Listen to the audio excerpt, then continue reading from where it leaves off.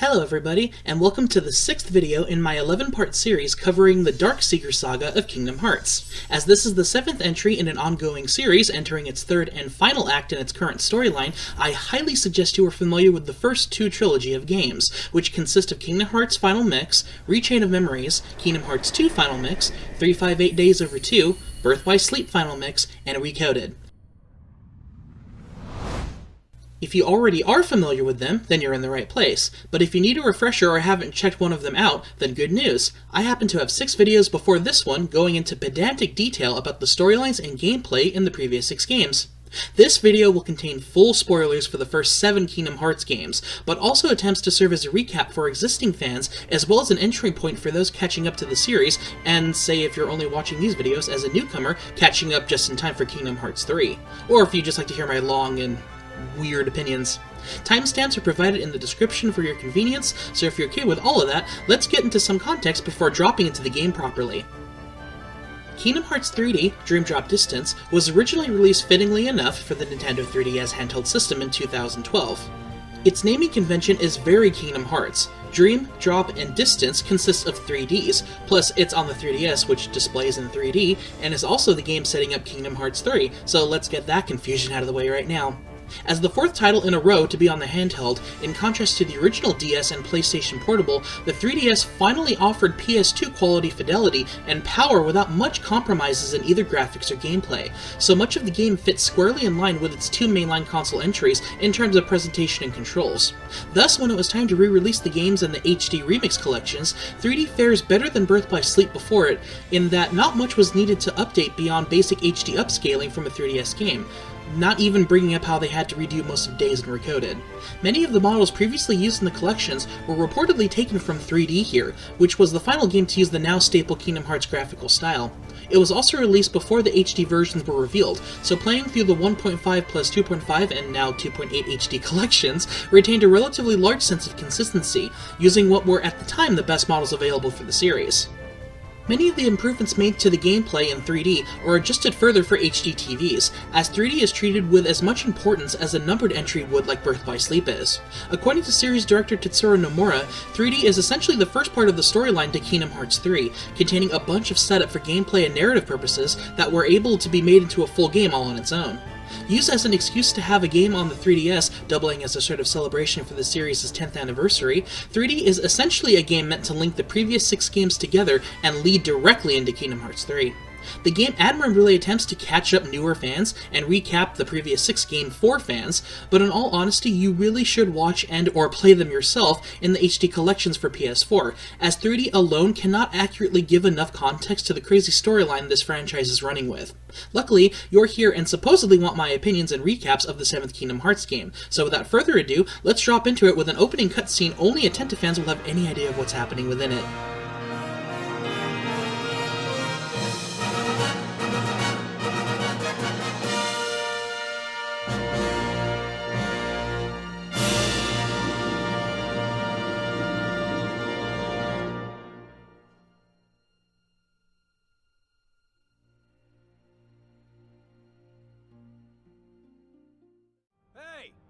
Is this how you wanted it? Xehanort! You want to fill me in? I am. Hey! Do you remember now, or... Wait. Did you never lose your memory? That's not my name. I'm not Xehanort. What?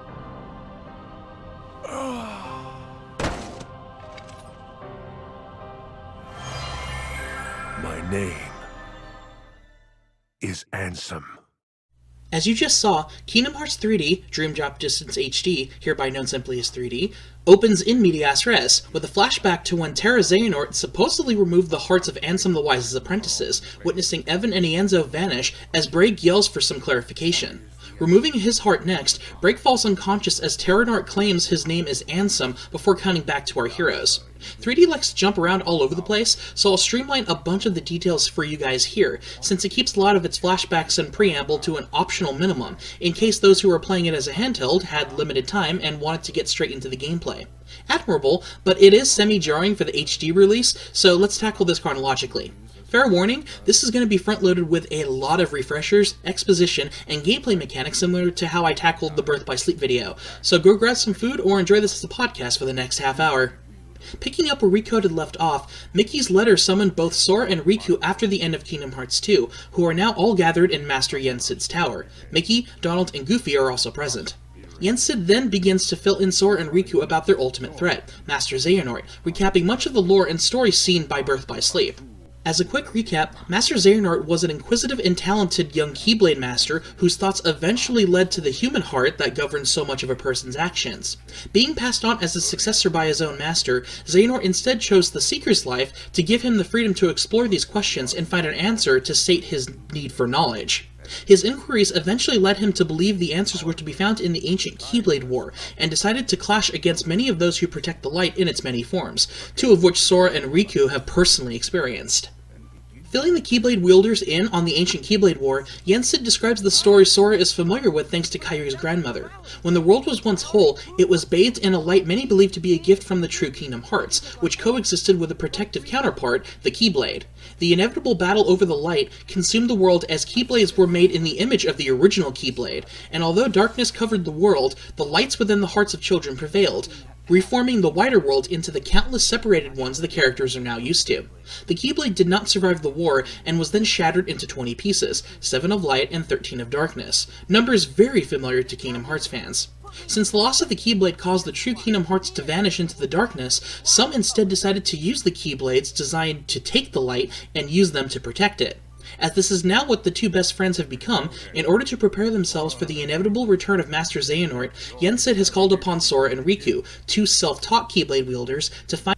Shocked, Sora fancies himself a master already, considering the mark more of a formality and believes in the strength of himself, the king, and Riku already possessed.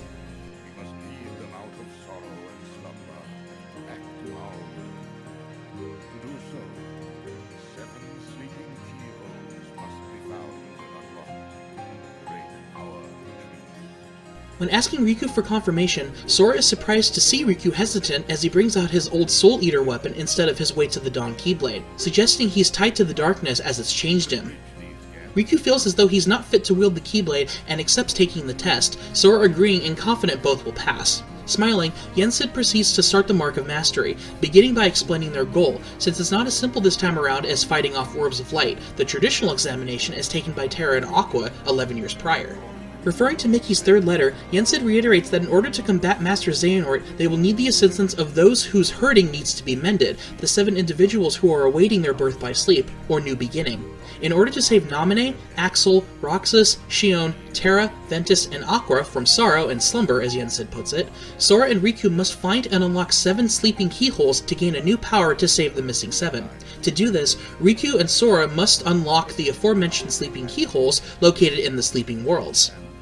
Yensid explains that while most of the worlds were restored once Sora and the King sealed the door to darkness in the first Kingdom Hearts, some worlds never fully returned, instead submerged in sleep and not located in any normal realm, be it light, darkness, or between.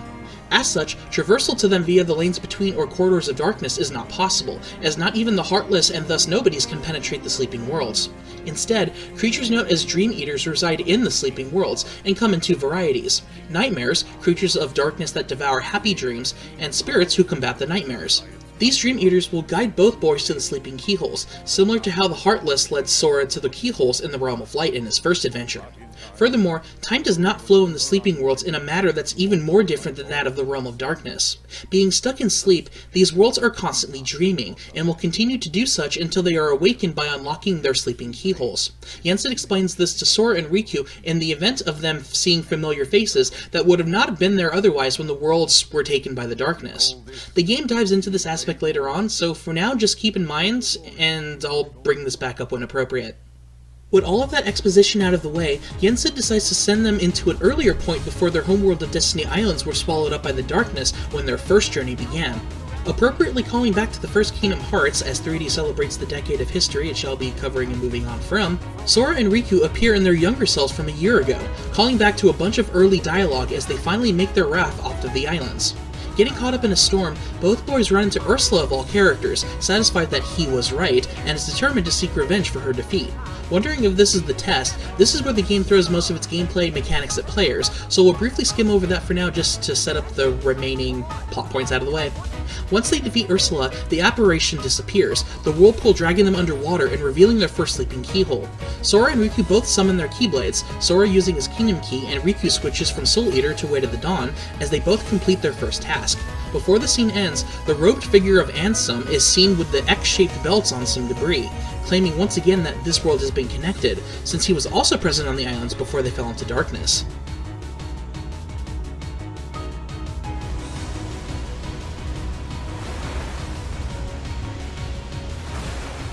This world has been connected. I'm now going to begin by mainly focusing on the majority of gameplay mechanics 3D introduces or revamps before tackling the first proper world, a visit to the familiar nighttime skies of Traverse Town. To begin with, since the sleeping worlds cannot be reached by regular means, the minigame this time around involves Dive Mode, the allegory to the Gummy Ship sections of the original game after Birth by Sleep being the only mainline level installment to skip out on a world-reaching minigame. When first arriving in each world, Sora and Riku must each dive before touching down, something that was much more impressive with the stereoscopic 3D of the Nintendo 3DS, but more on those differences later on. Why both characters are separated will also be covered very soon. Controls are streamlined here, consisting of diving forward doubling as a boost of speed and as a basic attack, slowing down the descent for a second, doing a barrel roll that also briefly protects from attacks and triggering either Mega Flare or Laser Spin if gotten during the dive. The objectives range from earning a specific amount of points or defeating enemies before reaching the goal, grabbing a prize, or simply defeating a boss. Each dive is graded, and while conditions differ between Sora and Riku's 7 dives each, the A rank reward is the same per world. While the courses are pretty self-explanatory, 2 bosses are exclusive to dive mode, the first likely being Queen Buzzerfly. Riku's got the easier fight as she simply fires multiple projectiles that he must dodge and then attack the 4 worker bees, which each have big, glowing, gamey weak points to make it very clear what's necessary. Once all 4 are defeated, the Queen gets pulled in range of basic attacks. Sora's encounter is much more involved since he faces her in his final dive, with her being much more aggressive in the normal phase. Once he accomplishes what Riku did, Sora must now face a second phase, attacking her wings to defeat her for good. While simple, there's not much healing during a dive, so the dives require more situational awareness in the boss fights if you fail to recognize what's necessary in time or take too much damage. The second likely boss is Brawlamari, first faced by Sora as he must dodge its sword strikes and dodge rock blasts while throwing smaller ones back at the Nightmare.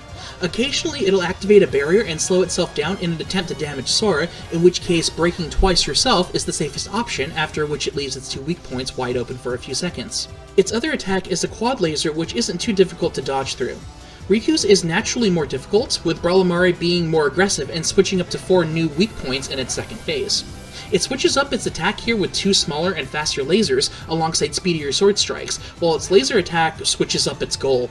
Instead of firing rocks back at the player, Riku must hide behind a chunk of rock to avoid damage. It's otherwise a similar fight, and both are nice changes of pace compared to the usual Gummy Set minigames of the first 2 numbered games. Now once Sora lands in Traverse Town, he wakes up noticing he's not only had his clothing changed into a new red and black number with a white X across the front, presumably by Yensid's magic, but he's also lost sight of Riku. Calling out very loudly, he's found by Neku Sakuraba from The World Ends With You, a definite surprise as a fan of that DS game. After a bunch of lingo that goes over many a player's heads, the gist is that he's looking for his game partner and isn't willing to partner up with Sora, something the friendly Keyblade Master naturally offers to help with, much to Neku's suspicion. What follows is a quick tutorial of one of the bigger gameplay gimmicks 3D has, Flow Motion. When activated, these are contextual movement abilities that allow Sora and Riku to drastically increase their movement while granting them useful crowd control attacks. By sliding into a wall, certain enemies, or landing on certain objects like rails, Sora and Riku will be enveloped in a purple glow, presumably because they're crazy OP in the Sleeping Worlds, and because purple is the main color this time around in this game, and can initiate attacks as long as they're glowing. These attacks depend on the action being performed, including spinning around poles, charging from a wall kick, a flow motion charge leap, or simply grinding. While they may seem cheap at first glance, these are almost mandatory against nightmares, since Dream Eaters and enemies in general are much more punishing in 3D compared to previous games. Many of these enemies can now stun lock and easily surround Sora and Riku if you aren't careful, and Flow Motion helps mitigate the sheer numbers you'll be facing during the game, as well as greatly improving your combat and movement options in and out of combat. It's a welcome change, though I do enjoy Flow Motion immensely, so I admit I'm kind of biased here. It's hard to go back to some of the older games immediately after playing 3D, it's that that liberating. So it's overall an improvement, as the level design is also vastly improved in terms of their sheer size and scale, with lots of vertical rooms this time around. Conversely, while the sleeping worlds are much more fun to explore thanks to flow motion if you abuse multiple wall kicks to gain infinite verticality, it makes 99% of the platforming challenges trivial once you get the hang of it. The only limit to flow motion is that you need to constantly trigger something to keep it up, which isn't hard if you find a wall and time your speed bursts. On the other hand, while you have unprecedented freedom of movement and cannot be knocked out of it or suffer flinching, you'll still take damage during them, so you have to keep up your situational awareness. It's a good risk-reward system, and it's generally something I hope the series would keep into the future in some way, as long as they tweaked a bit of its implementation. That's because flow motion was a good way to incorporate the sort of over-the-top flashy moves that Nomura made famous in Advent Children, and flirted with in Kingdom Hearts 2 and its reaction commands, and there's a good middle ground of both systems to lead to nice-looking moves and general usefulness against a mob of enemies. I'll deal with this more when we get to Dream Eaters, but know that flow motion is a worthwhile addition and a great gimmick to balance out the other changes made, which I will have more thoughts on. After the flow motion tutorial ends with the familiar first district, the second district is used to showcase another of 3D's gimmicks in Reality Shift. These attacks are triggered when near specific objects that glow magenta, as each of the 7 worlds has a different reality shift, which I'll address as we hit them. In Traverse Town, it's Slingshot, usually triggered around the spare barrels around the world, as well as specific weakened enemies, and traps an object in a bubble, flinging them into the area you select as the explosion damages both enemies nearby and some crates blocking the usual treasure chest rewards. Once all that's done, it's now onto another large gimmick 3D introduces, Dream Eaters themselves, which deserve their own separate section with how it relates to the other combat systems. Think you could control them? Sure. I guess. While the nightmares are the antagonists, spirits are the benevolent creatures that are collected and used similar to Pokemon, and contain a bunch of systems with their inclusion. Found exclusively in the realm of sleep, these creatures bear their emblems somewhere on their bodies and can be created using various synthesis materials, one from rewards, bought from Moogle shops, and as various drops from nightmares. Dream Eaters are more based around animals this time around compared to other enemy types in the series, nightmares being more dark yet colorful, while spirits are super bright and cheerful. Sora's linked with his first Meow Wow, while Riku is given a Komori bat, as seen on the original box art, but you're free to choose from any of the 45 normal spirits and 9 rare ones, 3 of which are exclusive to HD. Each is made from various types of drops, and recipes can be obtained throughout the game to show how to make them, though you can also make them if you go online and know the recipes and have the materials, so you do you. Since 3D was originally on the 3DS, it also utilized its bottom touchscreen in a very Nintendogs-like manner, imitated pretty decently with the DualShock 4 touchpad. You can pet and poke your spirits to raise affection and chase one of their 4 dispositions, which alters how they behave in battle, seen by their eye colors, and unlocks their various ability links, including some secret routes.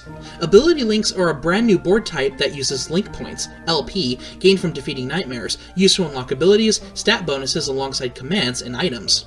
The abilities in 3D are all tied to spirits, and separated into 3 categories: stats, support, and spirits. Stats are gained depending on the 3 spirits you have in your party, the third being swappable with the other 2 acting as Sora and Riku's active party members, which is nice. Donald and Goofy they are not, but at least we finally have more of a party to fight with again this time around.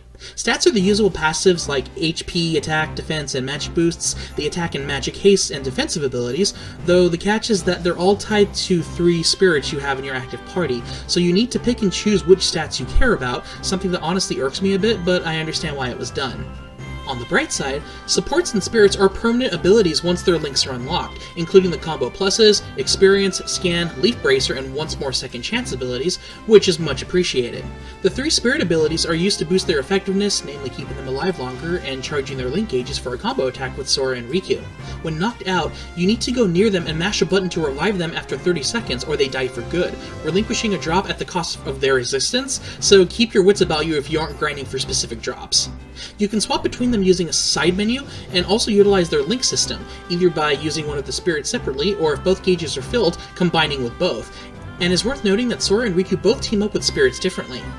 Sora uses link attacks where he fights alongside his spirits, rendering them invincible during, and is a dual link when using tool spirits for stronger attack, each depending on the spirits being used like limits. Riku uses link and dual styles, essentially command styles from Birth by Sleep, that changes and strengthens his combos. While useful, Riku is also still vulnerable during his attacks, so he's not as OP as Terra, Ven, and Aqua were, so keep an eye on your HP. Special items can be used to fill up a spirit's link gauge and to help raise their affection and change their dispositions, while they are also used for an exclusive minigame in Flick Rush. This was originally a multiplayer mode on 3DS, but still has a single-player mode in Traverse Town for rewards and trophies for bragging rights.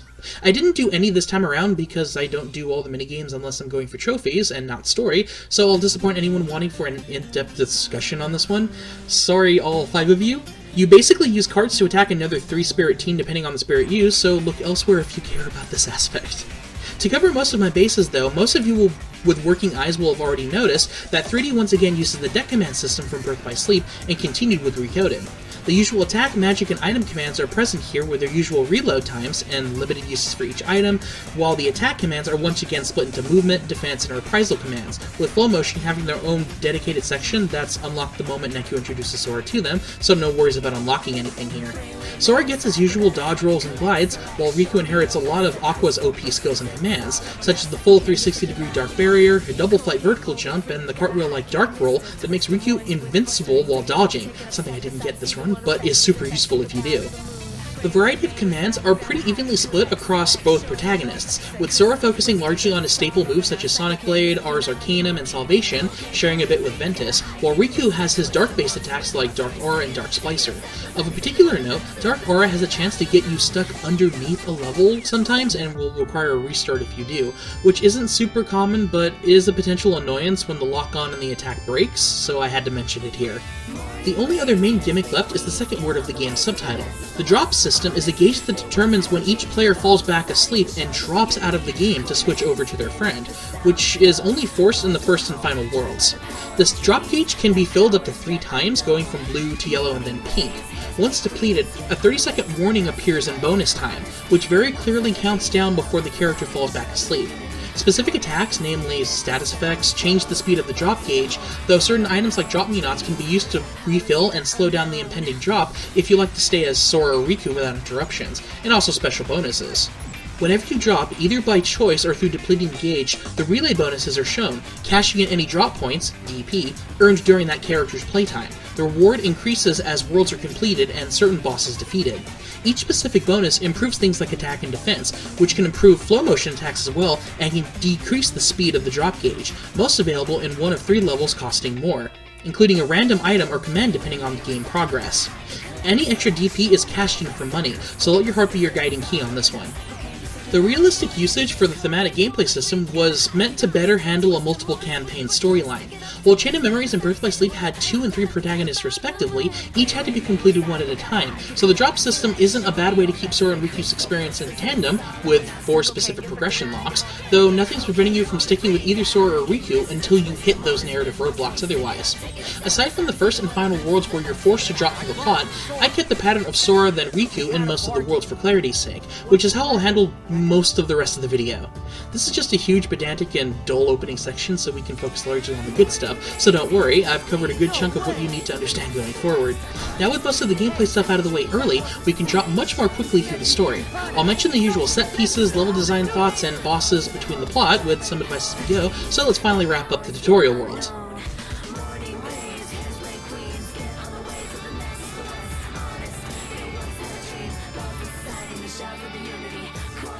Resuming from the second district after the reality shift tutorial, Sora then catching back up with Neku, who reluctantly introduces himself and gives a Dream Eater tutorial. For the record, my footage is running off of a New Game Plus Proud Mode run. While the game has the now usual difficulty levels, I highly recommend Standard Mode unless you want a challenge. Proud Mode is fine if you want to think during your fights, but Critical is a monster of a mode, something I don't typically use without heavy preparation, as the mode is absolute hell otherwise.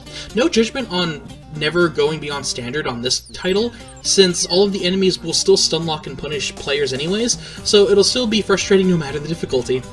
Exploring in 3D is made more convenient by increasing Sora and Riku's basic movement speeds by default, making the larger areas less tedious to travel even without abusing flow motion at every opportunity. Once Neku brings Sora to the small 3rd district, they are met by a figure in the iconic Black Hood, Sora immediately taking an offensive stance at seeing the organization in the realm of sleep. Seemingly oblivious to Neku bringing the mysterious figure Sora as a part of their deal, Neku jumps in to defend Sora when the Black Coat attempts to attack Sora. Before the Keyblade wielder can join in, he's overcome by sleep suddenly and falls unconscious, introducing the player to the aforementioned drop mechanic. After Riku's dive mode, he wakes up in the 3rd district also with new duds alongside his shorter hairdo, including a Dream Eater emblem on the back of his jacket, and notices Sora's nowhere to be found. Realizing he must be in the Sleeping Worlds and that the Mark of Mastery has already begun, quietly accepting that his Keyblade materialized instead of Soul Eater when it needed it most, he is then greeted by another Torii member in Joshua, who marvels at Riku's lack of a portal to cross into this world.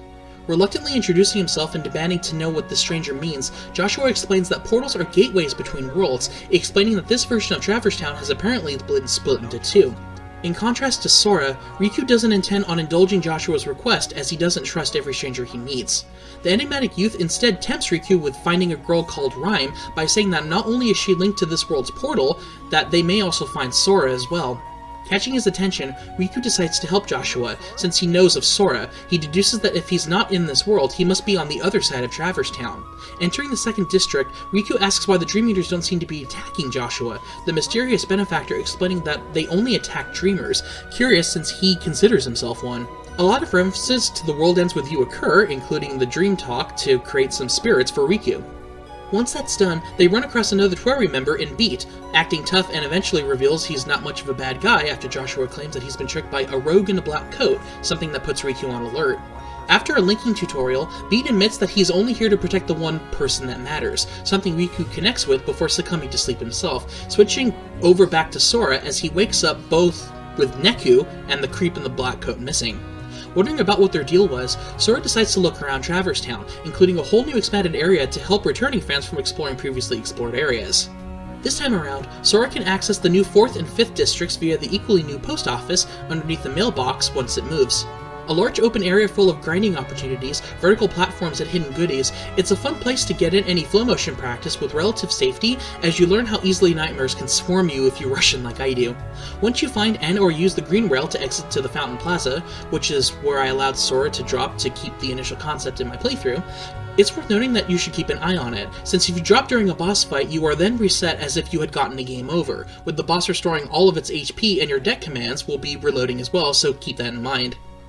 Resuming with Riku, he wakes up to find both Joshua and Beat gone. Why everyone leaves Sora and Riku alone with their enemies, about as anyone's guess at this stage.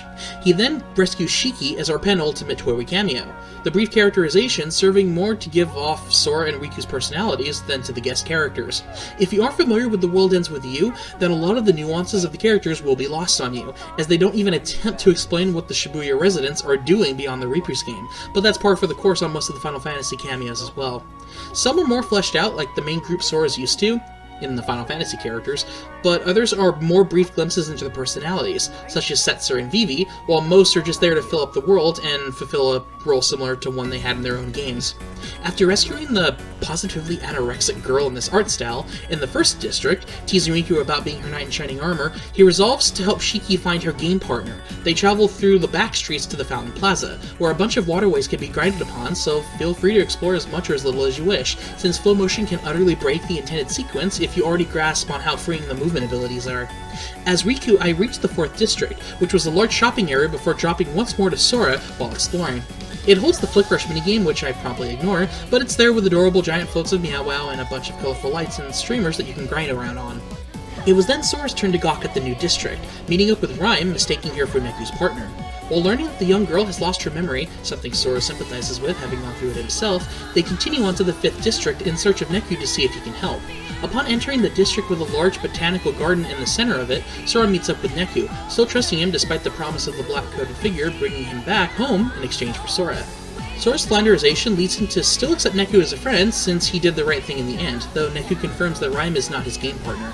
Before anything else can occur, she is seemingly digitized away as the organization dress member shows up, dismissing Neku and summons the first Dream Eater boss before disappearing in a corridor of darkness.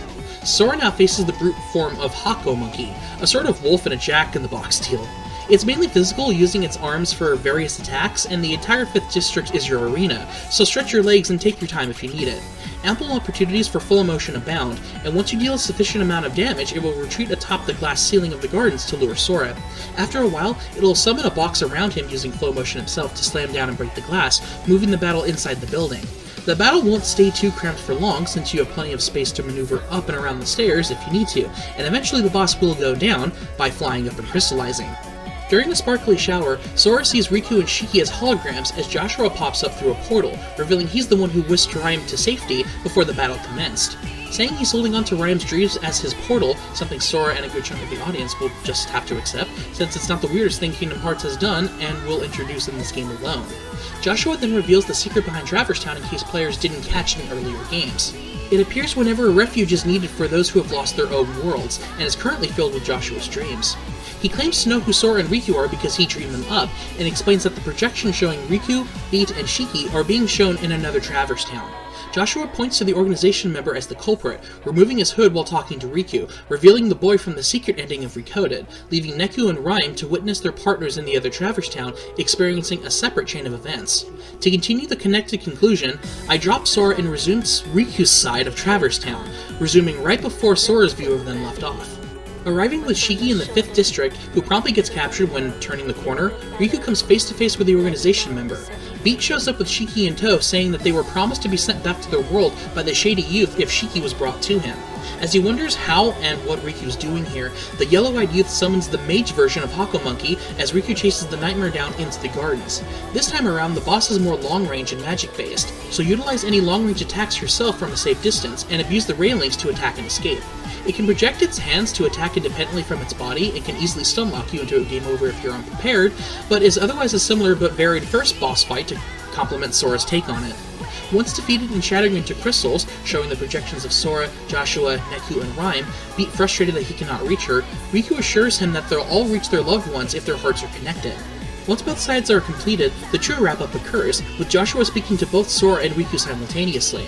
Joshua vaguely answers that he was able to save the other Shibuya residents as dreams, and use Traverse Town to keep them around as dreams. Luckily for him, Traverse Town can give dreams physical shape, supposedly thanks to the Realm of Sleep.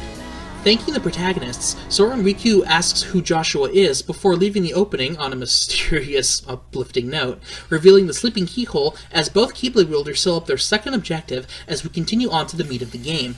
We end this opening on Yen Sid reiterating the goal, conflating the 7 sleeping keyholes with the 7 pure lights of legend in the process. World you will begin. I will return you to the Destiny Islands, just before they were swallowed by the darkness and plunged into sleep. Once dreams take you, you must let them guide you to the sleeping worlds. As there are 7 pure lights, there are 7 sleeping keyholes. Unlocking these will both grant you new powers and free the worlds from their weightlessness. Complete this task and return here safely, and I will name you both True Masters. Once Sora and Riku have unlocked Traverse Town's sleeping keyhole, the first round of sleeping worlds are now open to pick from, each with their own suggested combat level, which irritatingly enough seems to be swapped for 2 of the worlds here, as the storyline in what is suggested as the 4th world seems to take place before the 3rd, so bear that in mind as I mention it. Being the boring person that I am, I go in the suggested order, wonky revelation and all, with each world being done with Sora leading the charge, followed up by Riku for consistency's sake. After diving into La Cité des Cloches, Sora finds himself in the city streets of Paris, immediately singled out by Judge Claude Frollo as they pass each other. Before anything can come of Frollo accusing Sora of being a gypsy, Captain Phoebus arrives to report that monsters have invaded the square, Sora jumping into action to help as he always does. While Frollo fumes in darkness at wanting to rid the world of his genocidal desire, Sora runs across Quasimodo, the eponymous hunchback of Notre Dame. Seeing him atop a Dream Eater, Sora warns him to seek safety, Quasimodo too involved in the Feast of Fools to heed the warning, before Frollo shows up and whose darkness seems to trigger the nightmares into attacking everyone. As Sora rushes into combat with the creatures, Esmeralda shows up, jarringly introducing herself straight up as a gypsy, and takes Quasimodo into the cathedral, leading to the first fight in the world and the chance to witness the City of Bells' reality shift, Faithline. This allows Sora and Riku to ride along a holy light, damaging nightmares along the way, as well as crossing specific areas with these orbs very quickly. No matter how you defeat them, Sora can explore the square outside of Notre Dame itself afterwards, as well as the 2 sections that make up the cathedral. The square is so large in fact that you can use flow motion to essentially climb the building and immediately reach your destination without setting foot into the lower nave, so do as you wish.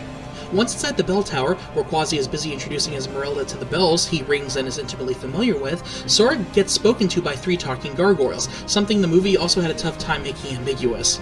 Quasi helps Esmeralda escape sight unseen as Victor, Hugo, and Laverne explains the Cliff Notes version of the film. Quasimodo longs for life out there while his master Frollo insists he stay in here, Sora remarking that Quasi can't let his own heart be a prison, setting out to ensure Quasimodo succeeds in seeking his freedom. Outside of the square, Phoebus returns no longer a captain of the guard, having been relieved of duty by Frollo as he suggests that the judge has found the Court of Miracles, the secret headquarters of the Gypsies. Quasimodo returns with a pendant that turns out to be a map to the Court of Miracles in a local graveyard, which they follow in an extremely abridged take on the film's events. In town, Sora hits his big event as Dream Eaters block the exit and must defeat the 3 giant Wolfflower nightmares before progressing past the thorns. Status effects are more pronounced in 3D, so keep an eye on your HP and drop gauge as you fight if you don't want to drop. My advice is to go to a Moogle shop and buy a few drop me nuts to start out with, as 2 will refill the drop gauge and keep you as Sora or Riku for as long as you wish, since they aren't hard to come by as you play through the game afterwards. After exploring a bit in the town via Faithline, or cheating with flow motion, Sora is led to a bridge that leads to the outskirts, where Sora then takes a turn into the graveyard section of the world, consisting of tunnels and catacombs. The only thing worth noting here is that your spirits can inform your protagonist when there's something hidden, usually requiring a few keyblade smacks to reveal another path through a wall. Another hazard are traps filled with pink gas that, when passed through, increases the drop gauge depletion rate 10% each time, quickly threatening to drop Sora if you remain inside too long. It's otherwise decent gameplay and exploration through macabre settings, Sora eventually finding the Court of Miracles, which once again suffers from Kingdom Hearts' fatal immersive flaw of being filled with only a handful of NPCs, and in this case, Esmeralda is the only gypsy seen in the entire game. It's criminal that Clopin wasn't included, but I'm a fan of the film, so ignore me. Having tracked Phoebus and company down, Frollo arrives accosting Esmeralda with the intent on burning her at the stake as a witch, much of what makes the villain one of Disney's best sadly not present here because it's abridged and Sora then gets knocked out by a large nightmare before he can prevent him from leaving. Arriving just in time to see Quasimodo rescue Esmeralda from the burning square, yelling the famous Sanctuary line, Frollo's rage summons the Gargoyle, brawling with Sora in the square as the world's end boss. The Gargoyle-like Nightmare's attacks are largely fire-based, dealing many charging strikes and tail whips with flaming ground pounds. It can also spin around and lock Sora in a damaging combo, as well as firing off its gauntlets mounted as arm guns and raining down fireballs. It'll sometimes fall over and be vulnerable to damage for a few seconds before righting itself in a pillar of fire, which can be nasty if you aren't expecting it. Aside from creating long-reaching fire pillars, it's otherwise a pretty straightforward fight, with full motion providing a handy means to avoid attacks if you time them correctly. After the nightmare is defeated, the ending of the film is reenacted as Frollo admits he killed Quasimodo's mother and later loses his balance thanks to what I assume is an act of God as he plunges into the fire pit himself, a nice allegory for hell if I ever saw one. With the happy ending wrapping itself up, Sora smiles knowing Quasi followed his heart, both knowing that it wasn't the walls holding him back from his freedom. Before leaving, Sora once again runs into the silver-haired boy after he remarks how Sora has also made his own heart a prison, even if he himself isn't the one locked away, Vanita showing up for a brief cameo during the line. Leaving just as quickly as Sora seals up his third sleeping keyhole, Sora's left wondering how his heart's a prison, a handy recap of Birth by Sleep showing up for those wanting to recap and making me wonder if it's all people want instead of a 3+ hour video on why the game's great. The aftermath of Riku's dive has him showing up right as Esmeralda escapes capture by Phoebus, Frollo doing his racist thing as he runs past Riku. When Phoebus asks if she's seen a gypsy woman, Riku cruelly denying it, Esmeralda comes out to thank our protagonist for defending her even if he has no idea what a gypsy is. As she wonders what kind of darkness drives Frollo's hatred, Riku decides to check it out, heading over to Notre Dame and running into Quasimodo inside the cathedral. Learning that Frollo protects Quasimodo by keeping him inside and telling him he's a monster, Riku insists that a good friend will always see you for your true self, suggesting he go out and explore the outside world, echoing that it's not the walls keeping him inside these parapets of stone. Wishing he could take his own advice, Riku can encounter a special Lord Kiru Dream Eater that acts as an optional boss fight of sorts. If accepted, it will summon a large number of Chef and Sir Kirus to defend it. Riku has around 75 seconds before it'll blow a kiss and then run off. It can be further encountered by Sora later on, its massive HP bar whittled down by however much damage Riku was able to inflict upon it. Once Riku travels to the bridge, he encounters a version of the Gargoyle with wings, firebombing his approaches to the outskirts of town that Quasimodo informed Riku Frollo had business at. Not much you can do but run, though I insist on defeating enemies as the set piece occurs, even if I take too many hits doing so. Once you outrun the boss, Riku runs across Phoebus standing up to Frollo and refusing to set fire to a family's windmill. The Wargirl obeying Frollo's commands, Riku realizes that he's too far gone and is almost assuredly unable to be swayed as it attacks the ex-captain. Tending to an injured Phoebus, Riku decides to head back to the cathedral as the adult makes the nice point that it's sort of embarrassing to have to rely on a kid handling all of these matters. Taking it all in stride, Riku makes his way back to the square as Quasimodo says Esmeralda, the boy giving chase atop the cathedral to face the winged gargoyle. Passing the 3 sentient gargoyles as they take out smaller nightmares, it's Riku's turn to face a variant on Sora's monster as Frollo relishes in Paris burning in his twisted vision of judgment. None other than Ansem shows up alongside the yellow-eyed youth, the two gloating over Riku. The Keyblade wielder encountering that he walks the road to dawn, the other boy claims that Riku's afraid of the dark, Riku not backing down as they disappear, insisting that the Keyblade will guide him to the light. The fight here has Riku riding the Heat Blast to reach the Wargoyle, which can now fire off shards of stained glass with the expected ground pounds and charges. It's otherwise a normal type of boss fight for this series, and Riku will supposedly send the creature down without wings to face Sora. Ansem's appearance also prompts a recap of the original Kingdom Hearts, causing me to smile at how all of this must seem to someone whose first game is 3D. It must be wild. The happy ending occurring once again outside, Riku realizes that he's still keeping a lot locked within himself, the surprising reunion with Ansem showing Riku he's on the right path this time around, unlocking his third sleeping keyhole as we transition into a new perspective. Axel is seen eating sea salt ice cream next to Roxas, who is reminding him of his promise to always bring his friends back. He then wakes up in the computer section of Ansem's study in Radiant Garden, witnessing 4 of Ansem's apprentices unconscious next to him, Alias and Ienzo getting onto their feet. This is presumably after the scene at the end of Recoded, since the mysterious youth, Brig, and Isa are now missing, pulling the trigger on the faint S sound that was cut off at the end of that secret ending. This is where Axel notices that he's no longer got his tear marks, meaning that he's now back to being Lee, his original self.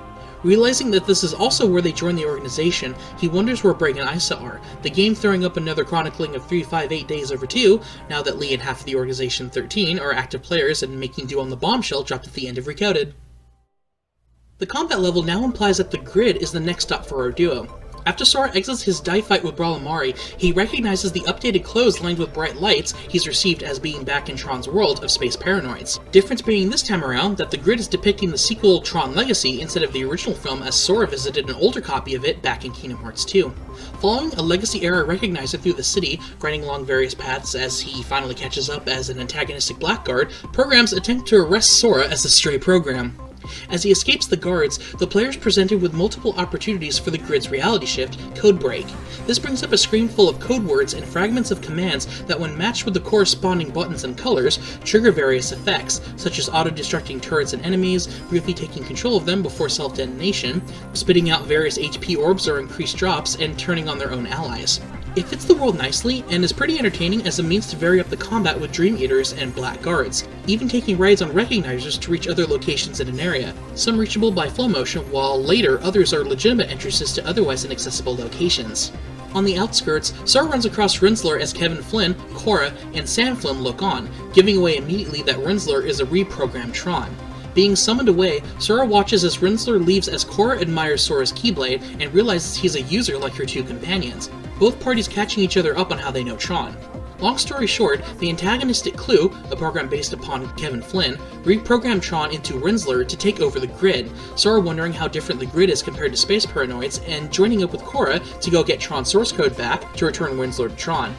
Meanwhile, Rinzler shows Clue some data regarding Sora's Keyblade, Clue beginning to concoct a scheme many Disney villains do regarding a key that can open any lock. Hitching a ride on a solar sailor to reach Clue's battleship via the docks after sizable stretches of gameplay, Sora and Korra arrive on the Rectifier, traversing its 2 floors, and are then ambushed by Rinzler, Sora attempting to reach Tron in a heart-to-heart. While Korra says programs don't have hearts, Sora disagrees, saying the Tron he knew had something, and to his credit, Data has been shown to gain hearts of their own and Recoded, whether or not the real Sora is aware of this. Ignoring Sora's words and kidnapping Korra, the mysterious boy then shows up once again to taunt Sora alongside Organization 13's leader, Xemnas. Saying that while most put their most precious memories safely in the backs of their minds, the youth claims Sora does the same with hearts. Xemnas cuts in saying that heart and memory are tightly linked, as shown in the previous entries of the series. The Nobody reminds the audience that his master, Ansem the Wise, once ran upon the grid, the original system that was then copied as Space Paranoids for use in Radiant Garden. Taunting Sora about whether his memories are his own, the condescending boy then taunts that Sora doesn't realize what's happening. Since Data cannot dream, he claims that Sora isn't in the realm of sleep and is instead in the real world, claiming he's already off his intended path. Sora is then taken into the arena to participate in the games as Combatant 13 against Rinsler, who arrives with Clue, addressing himself and admitting he repurposed Tron. He agrees to change Rinsler back into Tron in exchange for his Keyblade, Sora refusing as he claims the Keyblade is what lights the darkness as a chance to grant happy endings, whence begins the first Disney boss battle as Cora arrives, saying Rinsler let her go, apparently showing that Sora can get through to Tron. This battle takes place in an open arena, occasionally reversing gravity while Rinsler remains agile, meaning long-range attacks and counters are Sora's best bet at survival. Rinsler's aggressive, but it's essentially a souped-up black guard, as well as a potential reality shift I wasn't able to trigger that can temporarily jam his disc. After Sora's victory, an image of his Space Paranoids model flashing for a brief moment as he reprograms Tron. While Clue attacks Sora, Tron blocking the hit and falling below the arena, Clue then goes off to retrieve him. Tron reaches out for Sora's hand as he falls, filling Sora with some hope as Cora arrives to comfort him. Wondering if his memories aren't his own, Sora unlocks his sleeping keyhole as he's assured that they'll find a way back to the right path even if they wandered off of it, similar to Tron, Sora's heart ever his guiding key. On the flip side, Riku dives into the grid and surmises the world is special thanks to his transformed clothing. He is accosted by black guards almost immediately and is put on a recognizer alongside Kevin Flynn. Another mention to Kingdom Hearts adapting a live-action world similar to Port Royal, and how much their realistically modeled characters clash against the series' anime aesthetics. Clue showing up and putting them on an updated light cycle minigame, Riku gets to enjoy another example of Kingdom Hearts doing the source material more justice than most actual Tron video games have done before. Alternating between a boost mode and an attack mode, Riku can use the speedy mode to activate a light wall to de-res opponents behind him, while they can do the same to him, as switching into the attack mode, which detaches 2 discs from the rear wheel and brings them up to the front, able to fire lasers forward and homing in on targets in range. This eventually transitions into a boss fight with Commantis, where the same controls and strategies apply. While Riku is vulnerable, he can jump and switch between modes at will, so simple pattern recognition will get Riku through this first round against the Digital Dream Eater. Once he's done with the games, he blows up a heart-shaped hole in the wall, meeting up with Sam as he tells Riku about the only exit from the grid, the portal. A flashback also recaps the scene from Tron Legacy, explaining how Kevin Flynn was stuck here for 20 years, shout out to the thinnest books ever. With Sam going off a bit while Riku fights off nightmares and boredom, meets up back after Sora's side of the grid concludes. Sam returns with his father and a damaged Cora, using a solar sailor to reach the portal as the climax of the film is briefly touched upon, including Kevin Flynn's missing disc, which is the key to Clue escaping into the real world. After a bit more optional exploration, including the breaking of walls and shattering of glass, they throw a bunch of movie lingo on why Cora is important as an ISO. This essentially is a bunch of reincorporation of the plot twists and lore of Kingdom Hearts games past and present.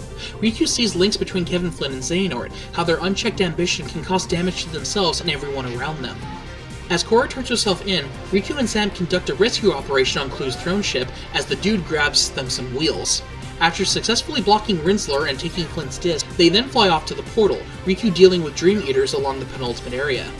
With Clue blocking their path, Riku has a rematch against Commantis with his own skills this time around. While Riku can occasionally use Code Break to trigger Emergency Jam to hack the Nightmare, the fight is otherwise a normal boss encounter to end the world's narrative. While the ending of Legacy ensues, desperately missing the amazing score by Daft Punk, Sam and Cora escape to the grid as Flynn absorbs Clue with his Jedi-like powers. Riku then unlocks the grid sleeping keyhole, musing on the challenges they all face as they hop between various worlds, confident that he and Sora will both be ready for whatever they must face as we near the midway point in their journey. Cutting back outside the Mark of Mastery, Lee checks back in on Alias and Ienzo as Dylan and Evan are still unconscious but unstable after having no luck finding out where Xemnas, Braig, and Isa have gone. As Lee wonders if the missing 3 were sent to another world, Ienzo chimes in by saying that it's very unlikely, given how a person should appear back where they've lost their heart when they are recompleted. If their world is gone, or is for some reason unavailable, he reaffirms that they would then be sent to the realm between, specifically into Traverse Town, fulfilling its purpose as a refuge for those who have lost their homes. Waving off Ienzo's rattling off of various hypotheses, Lee decides to go and bring everyone back himself. Staring at the wall where the DTD was located behind Xehanort's original portrait, Lee remarks that his role of always being stuck with the icky jobs continues as we reach the final world of this first batch. Why do I always get stuck with the icky jobs?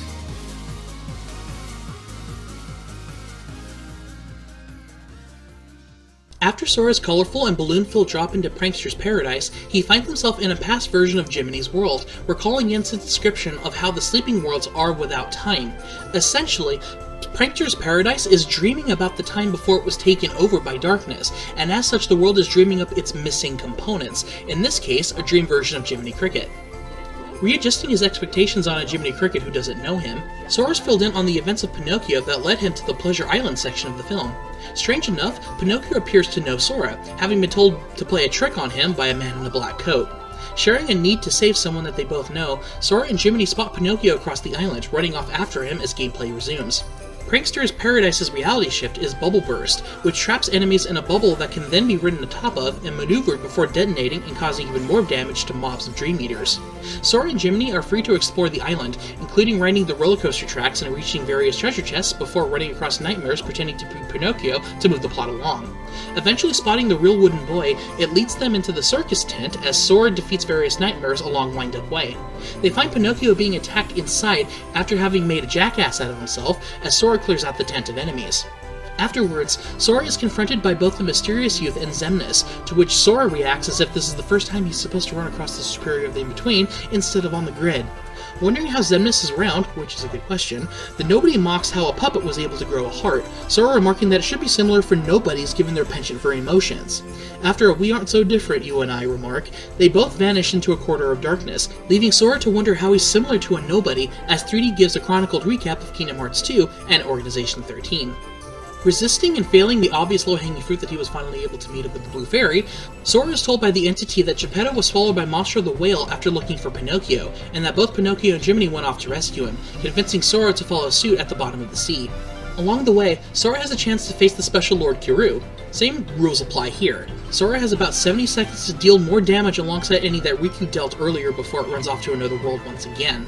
Reaching the ocean, everyone showing the ability to not require oxygen apparently, I can chalk this up to a dream world in Sora's case, Sora can then explore two very large and open areas, filled with fast currents and ample opportunities to break sequence with flow motion to reach chests if one so desires. As Pinocchio and Jiminy get swallowed up by Monstro later on, a massive Dream Eater shows up and freezes the whale, requiring Sora to defeat Chill Clobster to free his friends. The massive nightmare specializes in ice attacks naturally, and can fly around the circular arena as well as pressure Sora by rotating its pincers. Long-range attacks and magic are ideal here, as well as using the sides of the arena for flow motion amidst the usual physical charges and lasers. After dealing enough damage, Sora can break Monstro free from its chilly prison and trigger a reality shift, using Bubble Burst to ride atop the whale to catch up with the nightmare and defeat it, avoiding its attacks along the way during the set piece. Once close enough to activate the finish command, Monstro wakes up, swallows the Dream Eater, and then sneezes Sora onto the shore. Sora then realizing that this is the point of time where Heartless steal the heart of Prankster's paradise, where they are then cast off into the ocean between, leading them to eventually meet for real during the events of Kingdom Hearts.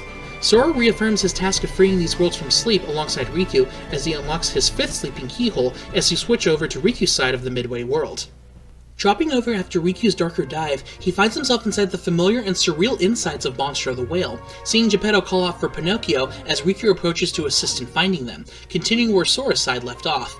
Hearing the familiar story of Pinocchio running off to find a man in the Organization coat, Riku teams up with Jiminy as they set off inside the whale once again. Instead of tightly knit intestines, we're presented with 5 wide-open chambers, more clearly defined in a logical pattern. You know, as much as you can do so in an intergalactic sentient whale, the barrels inside Monstro are now much larger and can be used to reality shift to shake up encounters and reach platforms if you don't feel like abusing flow motion. Further inside the large but shorter side of Prankster's paradise, Riku finds Pinocchio with the hooded member. Unmasking himself to look exactly like Riku, implied to be maybe the Riku replica or Data Riku? It's kind of hard to tell. We assume it's Data Riku because of the coat, but the jury's still on that one. The real protagonist concludes that this is his darker side after it walks into a quarter of darkness, a representation from the time he gave into a Seeker of Darkness. After a conversation revolving around the theme of consciences and how Sora has been Riku's, his best friend who's always been willing to help shoulder Riku's problems, the team later admits that Sora's been his best teacher lately, and telling Pinocchio and Jiminy to run back to Geppetto as they hear a roar deeper inside Monstro. Our hero then rushes off towards the sound as the game throws up a summary of Chain of Memories for good measure, much in part thanks to that being the first game where Riku began atoning for his mistakes of the first game.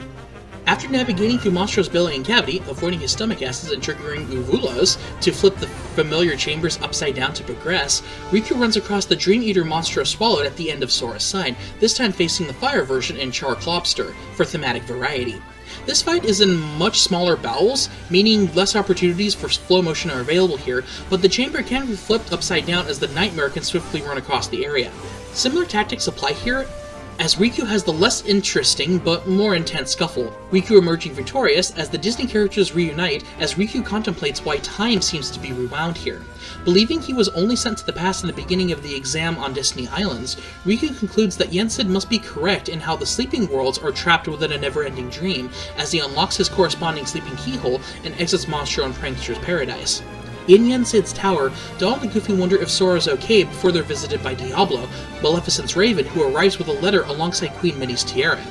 Mickey decides to leave to see what the antagonist wants, suggesting that he go alone before Donald and Goofy remind him that he shouldn't be going off on his own when he has friends. The king agreeing, they fly off in a gummy ship as Yensid ruminates on how calculated and too perfect her timing seems to be. Concluding that Maleficent must have sensed a disturbance in the Force, we switch back over to the second half of Dream Drop Distance by returning to a familiar world. The timing is too perfect, too calculated. Maleficent must sense a change in the forces of darkness. A change like Xehanort. As we revisit Traverse Town, now's the best time to mention a smaller gameplay mechanic. When returning to a world outside of its mandatory plot progression, you will be presented with a forecast that alters the type of day that the world is experiencing. These 7 conditions affect various aspects, such as how fast the drop gauge progresses, an increase in various drops, increasing the enemy strength and special portals, more on these later, and even deals in various Moogle shops. This is more for post-game content and completionists, but it's a thing to keep track of if you want to pick and choose your drops. Back to the plot. Once Sora arrives in Traverse Town, he meets back up with Joshua as they quickly catch up. The Tory gang have reunited with their partners, continuing to seek refuge in the world to win the Reaper's game and retain their existence. Their current mission against a very tough Dream Eater is constantly summoning more nightmares. This is where Sora and Riku come in. While they're still worlds away, Joshua called them in the hopes that they can both help with this threat to his friends' existences. Directing him towards the Fountain Plaza, Sora assists Neku and Shiki as they tie her out from the nightmare to rest up. After the Dream Eater disappears, Sora failing on social cues as they all catch back up, Joshua pops back in to say that the nightmare continues to jump between both imaginings of Traverse Town. After some more illusions and developments for the World Ends With You characters, the gang run off to the 3rd District, Riku apparently successful as the Dream Eater shows up in time and summons even more nightmares. As Neku and Shiki handle the minions, Sora gets a rematch against his 3 previous world's bosses. After the boss rush is conquered, the main nightmare rushes off through a keyhole and out of Traverse Town, Sora accepting the mission on behalf of his friends to track it down and assist in his friend's mission, since the rules don't apply to Sora not being in the Reaper's game. Leaving off on a hopeful note, Neku and Shiki suggesting that they meet up again in their town of Shibuya, Sora rushes off to the second round of worlds as we switch to Riku's side of this interlude. After the drop to our second playable protagonist, Riku gets filled in on the events by Joshua, the omniscient boy remarking how much quicker Riku is on the uptake compared to his younger friend. Adding more to the mystery, Joshua brings up that while he assumed both Traverse Towns were parallel worlds, when all 4 game partners teamed back up and crossed over to their other side of the world, they all had different amounts of time left on their hands for the Reaper's game. While Riku brings up that each world operates on a different time axis from one another by default, Joshua reiterates that parallel worlds should have time flowing identically. Concluding that both Traverse Towns are distinct worlds, Riku agrees with Joshua that if both Traverse Towns are being imagined by 2 separate people, then they might all be in a dream.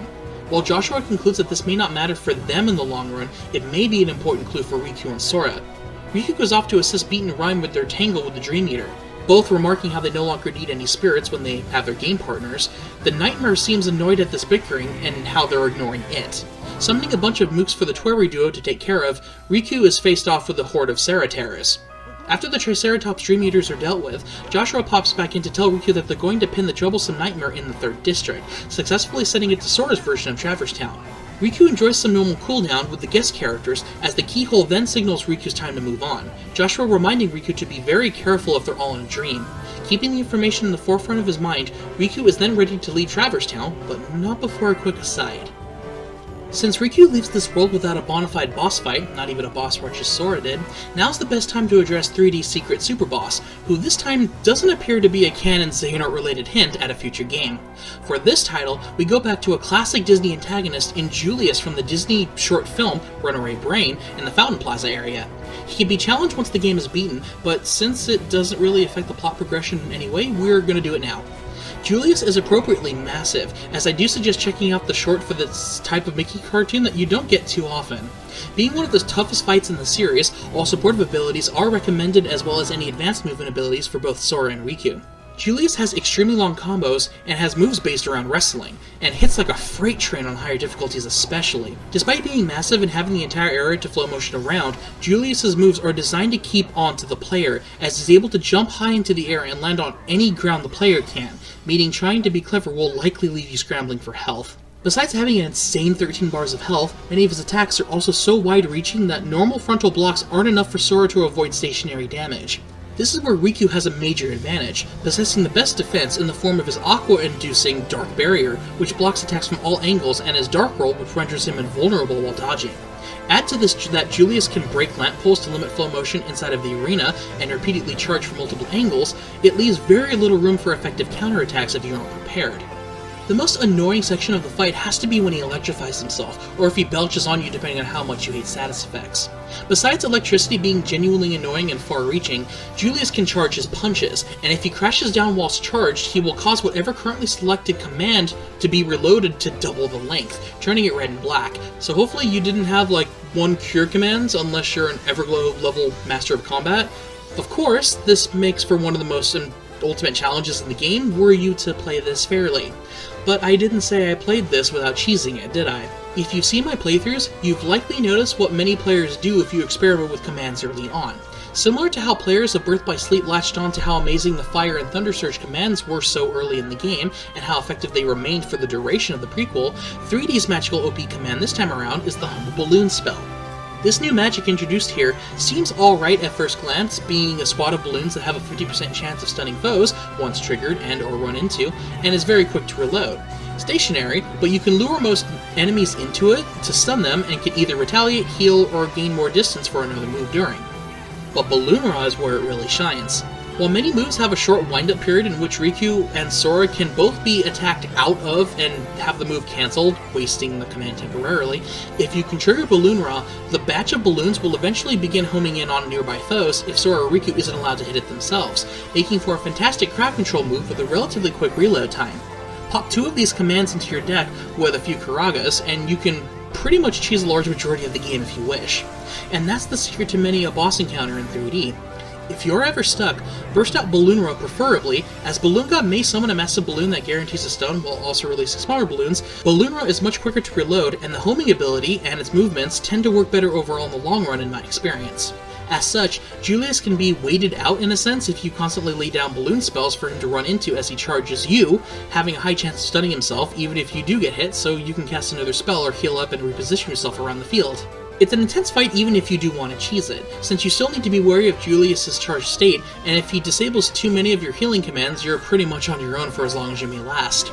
There are better players out there who have beaten him without the aid of Balloon, and I admire them. They are better than me. 3D in general gets on my nerves since Dream Eaters are designed to overwhelm and sunlock you, especially in the later worlds, and being stunned this much in a Kingdom Hearts game really does take a lot for me to get used to. While I agree it was wise to increase the threat the moves deal, I feel that there's a better balance to be had than simply relying on flow motion and an OP early spell like Balloon to balance out the challenge. I'll address this towards the end since this section was mostly about Julius, but just know that my advice to most players is that if you're stuck on any boss fight, get Balloon Ra and use Balloon Ra between cure spells. After the Frankenstein monster is defeated, he retreats back into a sewer, granting Sora and or Riku the ultimate Keyblade, if you wondered where they hid it this time around. A nice reward that's mostly superfluous once you defeat Julius, so just take it to show your strength and cunning. It's time to hit the later half of Dream Drop Distance and resume the plot proper as it begins to complicate itself in true Kingdom Hearts fashion. Before returning to Sora, we go from Julius to the real Pete and thus Maleficent as we check back in on the Disney characters, Mickey, Donald, and Goofy having made their way back to Disney Castle to rescue Queen Minnie. Despite the evil fairy claiming that she is out for their world, something that might stick out to some that I'll address later, Mickey calls her out and saying that she's lying, as she wouldn't go through all the effort to simply take over Disney Castle at this stage in the game, even if she attempted it via time travel back in Kingdom Hearts 2 not too long ago. Maleficent relents, admitting that she, like Mickey and company, knows of Xehanort, and reveals to them that he is the one who told her about the wider world's many smaller ones, and about the 7 hearts of pure light with the power to control all worlds. While the real worlds were too complex for Maleficent to control and conquer, she instead decided to act upon her idea and recode it, Pete clarifying that they're here for the data of the worlds after their stint in the datascape a very short time ago. While they don't seem to be willing to hand over the data, Maleficent begins to attack them before familiar chakrams appear from a corridor of darkness and block her attack, Mindy taking her opportunity to free herself from Pete with a faith attack. Deciding to retreat for now, knowing that the data still remains inside Disney Castle, Maleficent and Pete exit through their own corridor of darkness, as Lee enters from his own in the opposite corner to retrieve his weapon. Mickey chastises him for recklessly using the darkness to get here, Lee reminding him that it wasn't Axel who saved them. 3D then showing the final recap chronicle for Recoded. All 6 previous games' events available for personal perusing should a player need to be filled in or recapped. Or, you could have watched my videos so you didn't have to, but you do you. From the real Mickey, Minnie, Donald, and Goofy, we now go to the first of 2 newish worlds that feature the same characters here. Diving into the country of the Musketeers with thematic comic book designs, Sora encounters alternate versions of the main trio and a Mickey, Donald, and Goofy who don't recognize him. Wondering if this is similar to what happened with Prankster's Paradise, seeing as how he's not in Disney Castle and that this wasn't a world that fell to darkness and shouldn't be in the realm of sleep. Pushing aside the questions for now, Mickey recognizes Sora as a Keyblade wielder from another world, confirming that the country of the Musketeers seems to apparently be another world that he had visited earlier that never fully returned. This is going to get a little bit more confusing, so let's put this on hold for now.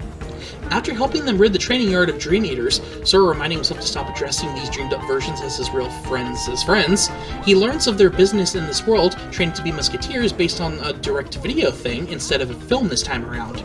Easily slotting into their friends for life thing, Sora's known that transcends time, like people, nobody's, data, and now dreams apparently. He travels along with as their D'Artagnan to the Disney Trio's top billing. Side note, nowhere more can you spot how the animators are originally timed to the Japanese voices and how long it takes them to say all for one and one for all, than all the dead air present here. Maybe that's just me. Heading off to ensure the safe passage of the Princess Minnie, they're ambushed by a Tyranto Rex as a sort of mini-boss set piece. Sora's job is to protect the carriage by attacking the T-Rex as it gets close and by blocking its fireballs, with the usual damage meter for the carriage as the fail-state. While the Dream Eaters defeated, the Beagle Boys show up and kidnap the princess, Sora and the 3 Musketeers tracking an abandoned carriage further down the road.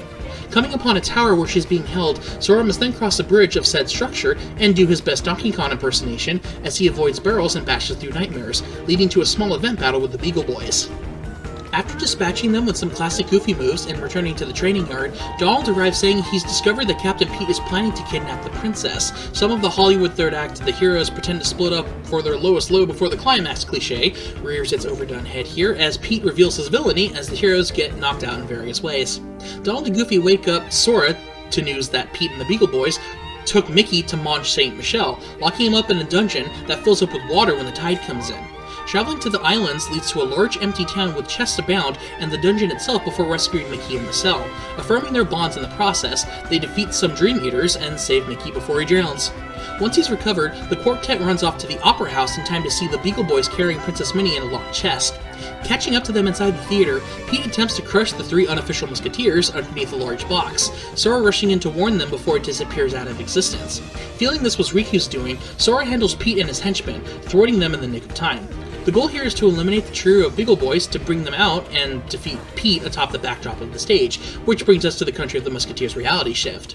Wonder Comic presents a few panels with specific directions on them, determining what action is performed.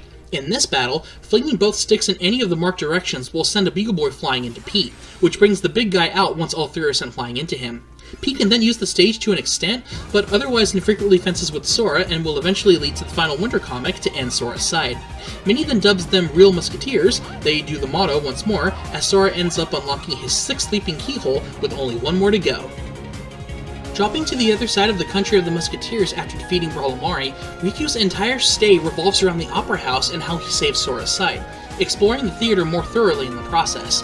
Touching down and seeing Captain Pete, Ryu comments how he equates to trouble no matter the world where he's in, before reaching the stage and finding the Beagle Boys placing wooden cutouts of Donald, Goofy, and Mickey in regards to the aforementioned trap they plan on springing. Behind the stage, Riku finds Princess Minnie trapped in a treasure chest, as seen on Sora's side, and a flashback further fills them in on the details. Catching a Beagle Boy running off with a gadget needed to stop the contraption, Riku runs off after them, exploring backstage alongside the green and machine rooms. Similar to Sora's earlier segment when searching for the Court of Miracles, Riku runs across the same drop traps, so don't dilly-dally too long in the pink gas if you don't want expedited drop gauge.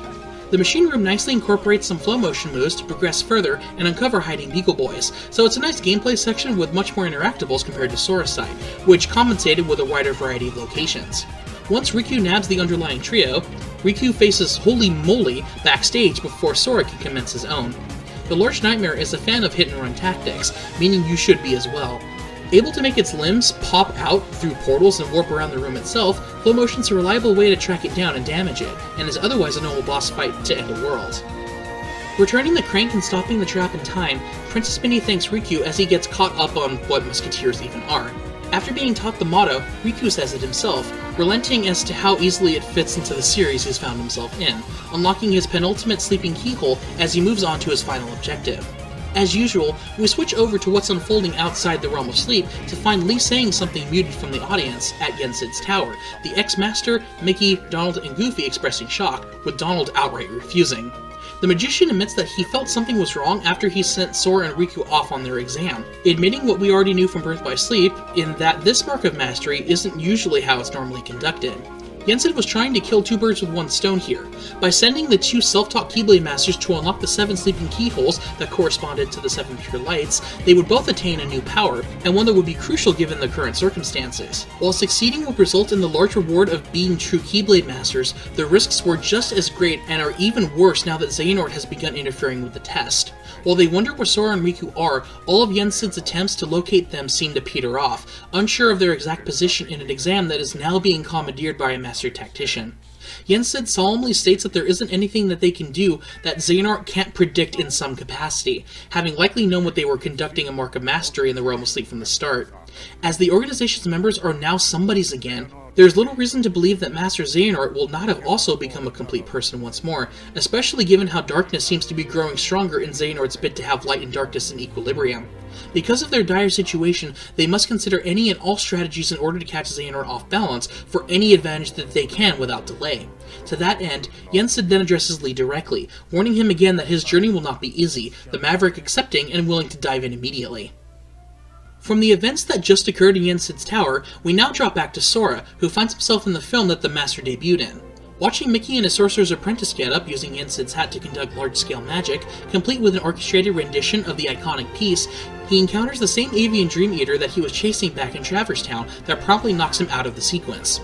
Waking up inside the tower proper, Sora senses something's wrong as he spots Mickey conducting while surrounded by darkness, seemingly asleep and trapped in a nightmare as multiple musical books are keeping the real Mickey locked within one. As Mickey telepathically speaks with Sora, the Keyblade wielder realizes that the mouse doesn't recognize him, realizing that somehow he must be in the past when Mickey was still training as a Keyblade wielder, since he recognized Sora's Keyblade at the very least. Berating himself from addressing Mickey as a king is a nice touch, as he asks what he can do to help his future friend. Mickey says that he can be freed once they find a sound idea and challenge the monster imprisoning him. The world's title card now showing up, known this time as Symphony of Sorcery, as a flashback from the short film, taken from Fantasia, shows Mickey accidentally summoning the Dream Eater that trapped him. The outside of Yensid's tower is still explorable, though there's not much else to do beyond diving into Sora's side of the world. This is what makes Symphony of Sorcery one of my favorite worlds in Kingdom Hearts. To better reference the musical nature of the original film, voice clips are muted outside of cutscenes, and most sound effects are further transformed into various instruments, while the music plays uninterrupted outside of entering the Dream Eater submenu, receiving a game over, or entering a new area. Adding to this that Sora and Riku both experience different segments from Fantasia while in the world. In Sora's case, his songbook is based on the Pastoral Symphony, the Greek segment of the film without any of the centaurs or gods. The first being the largely sunny cloud walk that leads to the windy and leaf-filled glen that separates the first area into its third and final segment of fields that are riddled with storms that Sora must clear to progress. Progression is locked behind Melody Catcher, Symphony of Sorcery's reality shift, that materializes a sort of short rhythm game that changes the environment depending on the song of the current segment. Activated next to specific objects like wine goblets and musical notes, a simple press or hold of a button with sufficient success will alter the surroundings, in Sora's case creating rainbows to grind across, changing wind currents, and swapping out thunderstorms with sunny weather to progress past impassable weather conditions. It's a neat, consistent adherence to the world musical theme, and it's one of the highlights of Dream Drop Distance for me. Much of the gameplay is the same, but it's amazing what a simple change in a few elements can completely alter the atmosphere of what you're doing. After finding his sound idea, Sora once again is greeted by the mysterious youth and asks him how he keeps finding him and how he's even here in the first place. Continuing to not engage Sora, the team claims that this world is beautiful, almost as if from a dream, wondering if Sora hasn't caught on or if he still thinks that all of this is part of the test. Claiming that he's not a part of the dream, the boy mocks Sora as he quips all this will soon be over, seeing how this is Sora's final sleeping keyhole, disappearing as Sora returns to the tower, confused more so than ever. While Mickey's worried that one sound idea isn't enough, as it's only half of a familiar melody, Sora believes that Riku will come right through, as he seems to add his own sound idea mixing with Sora's own, revealing it to be a rendition of Dearly Beloved. Sora never doubting that Riku always picks up the slack that he leaves behind, Sora then dives to the main musical realm to face off against the Dream Eater that he let escape in an area based upon the Sorcerer's Apprentice. The first phase against Spellikin involves Sora grinding out on a starry road as he chases down the bird and dodges various spells to then disrupt the chase, leaving them on a section of the precipice with asteroids in a proper fighting area. While the nightmare can be pretty unrelenting if you mistime your attacks like I did, once you learn about its unique spells and movement patterns it becomes much less annoying, much like an E-boss I guess, and having the Sorcerer's Apprentice play in the background does wonders for my mood. Defeating the Dream Eater releases Mickey, who then returns to his body and thanks Sora. He then runs off to finish his task of bringing in buckets of water, Sora unlocking his final sleeping keyhole as we drop back over to Riku's side of events. Riku enters the base of Yensid's tower, seeing it flooded in water, following the source upstairs to Yensid's main chamber, and finding Mickey trapped by a cursed musical score, being filled in via telepathy like Sora did, with another slightly altered recap of events in 3D's final flashback. Riku's sound idea has him traveling into a segment based on the Nutcracker Suite, arguably getting the better segment of Symphony of Sorcery here. Riku travels through the Moonlight, Golden, and Snowgleam Woods, each loosely based on 3 of the scenes in this segment of the film, which were corresponding to the 4 seasons. In the Moonlight Woods, Riku can run across the Rifle Lord Kiryu if he wasn't defeated by Riku and Sora beforehand in the previous 2 worlds before, and will repeat the cycle between the same 3 worlds if not defeated here in about 70 seconds. Since it retains all damage taken, it's not as daunting as it seems beyond the inherent time limits and slight annoyances of it constantly leaving, and whoever defeats it gets a special HP boost to their stats alongside the expected recipe to synthesize it, which I learned would allow Sora's HP to equal Riku's if taken, or if Riku defeats the Frog Prince like I did, he will have more max HP than Sora will. Fun little useless facts.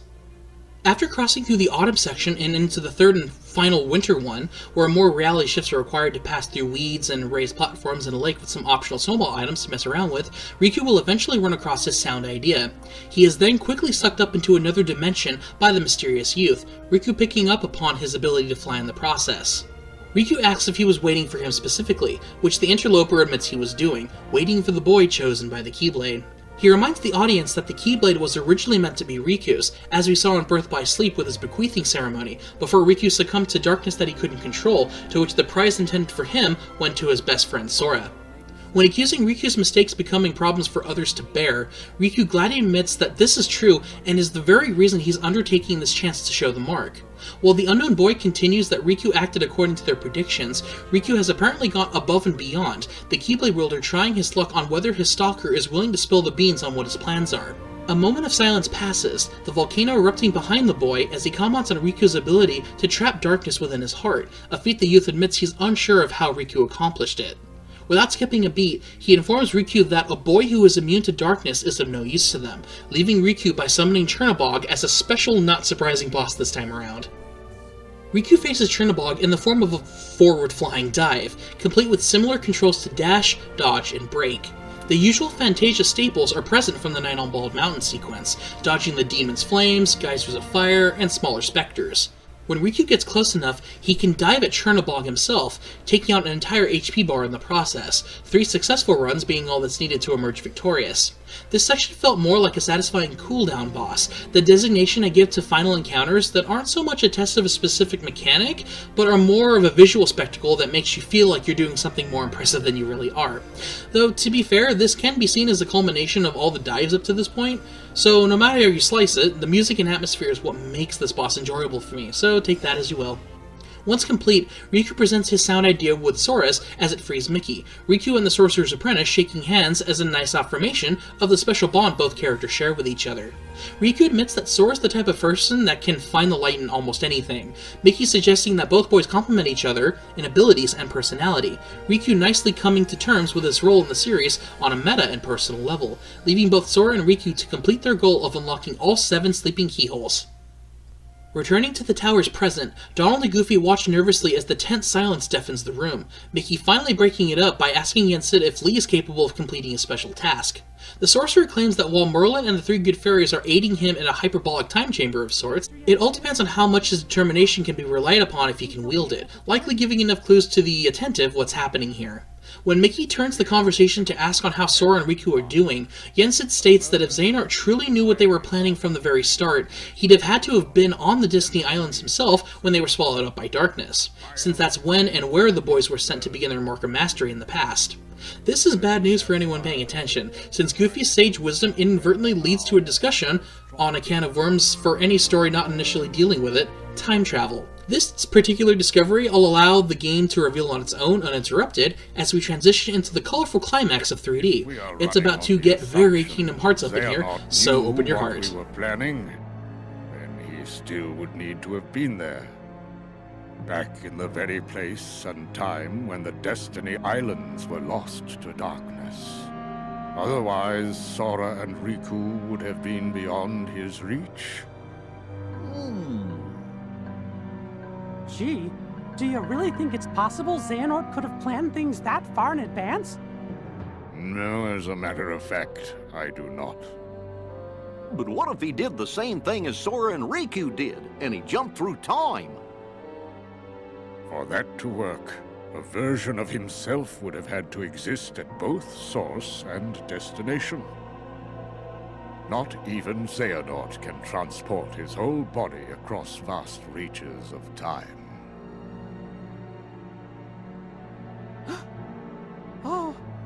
Oh no. I remember Xehanort did give up his body. It was a version of him that was possessing Riku. No, it cannot be. Could he be that cunning? Possess that kind of foresight? If it's all right with you, can I go help Sora and Riku out? How? You cannot enter the world of a dream. Where will you go? If Xehanort really is behind all this, then they won't stay in the dream worlds forever. Eventually, they're gonna reappear somewhere that we can go reach them. And we can even probably guess the place. Follow the hearts, and you'll find the way. That's something Master Aqua told me once. After that massive complication, Mickey insists that he goes alone in an attempt to save Sora and Riku, leaving Donald and Goofy back to protect the Realm of Light should he not return. The more fascinating bit of information Yen Sid gives is that while he cannot locate Sora whatsoever, he can sense Riku in the realm between, giving Mickey and the audience some insight as to where the game sends them as their final world. After his dive into the world that never was, Sora lands in front of the illuminated memory skyscraper, where both him and Riku encountered Sora's nobody for some dramatic events around the threat of Organization 13. While Sora wonders if the organization's world is sleeping similar to a few worlds he's visited prior, concluding that it doesn't make any sense as he should be in the real world after unlocking the 7 sleeping keyholes, the familiar voice and crosshairs of Xigbar's combined arrow guns catches Sora's attention, hopefully doing my job for a few minutes, so take it away. You're part of this? Hey, let's hit these plot points in order. Sora, Roxas. First, you must be wondering about your revised itinerary. Why am I here, not back home? The answer's simple. We brought you to this place hijacked your little slumber party before it started, and ever since we've been both your companions and your constant guides. Before it started? Oh, the man in the robe! And so that guy in the black coat! And Xemnas! Bingo!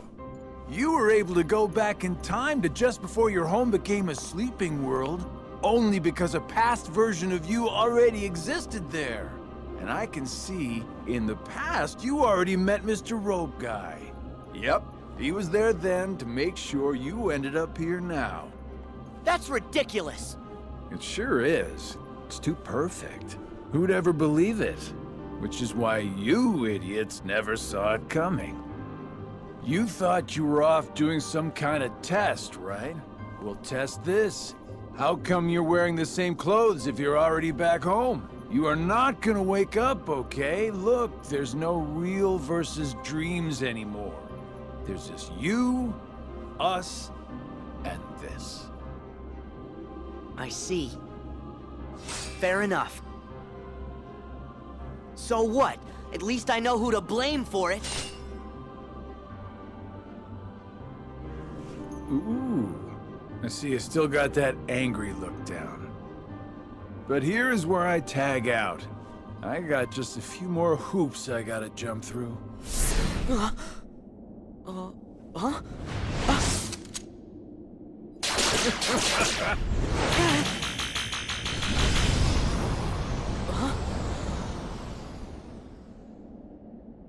Come with me.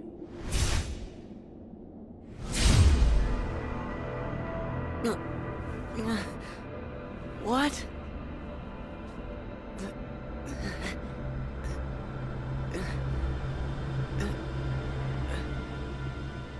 Pleasant dreams, kiddo.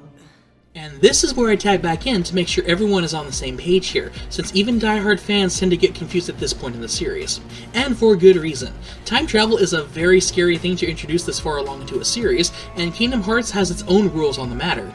Seeing as how I enjoy both Kingdom Hearts and time travel as a concept, and because that's partly why this video even exists, I will attempt to break down a bunch of what's going on here, since while it's true it was subtly introduced in the beginning of 3D, when Yen said set them back in time to Destiny Islands to begin their mark of mastery, and even earlier with a special door to Timeless River and Kingdom Hearts 2 that went by different rules.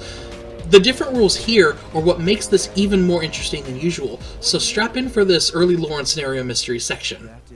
As Sora falls deeper into sleep, we get a series of scenes that throw a lot of information old and new, as 3D is about to go all in with the series as a whole, rewarding those with knowledge of the previous 6 games and confusing everyone else who isn't. Even if you've been following along with these videos, I'm going to very clearly pick apart every section of this, since it's pivotal for events going forward in the climax in future games, so let's do this in relative order. To send Sora and Riku back into the realm of sleep, Yen Sid sent Sora and Riku back in time.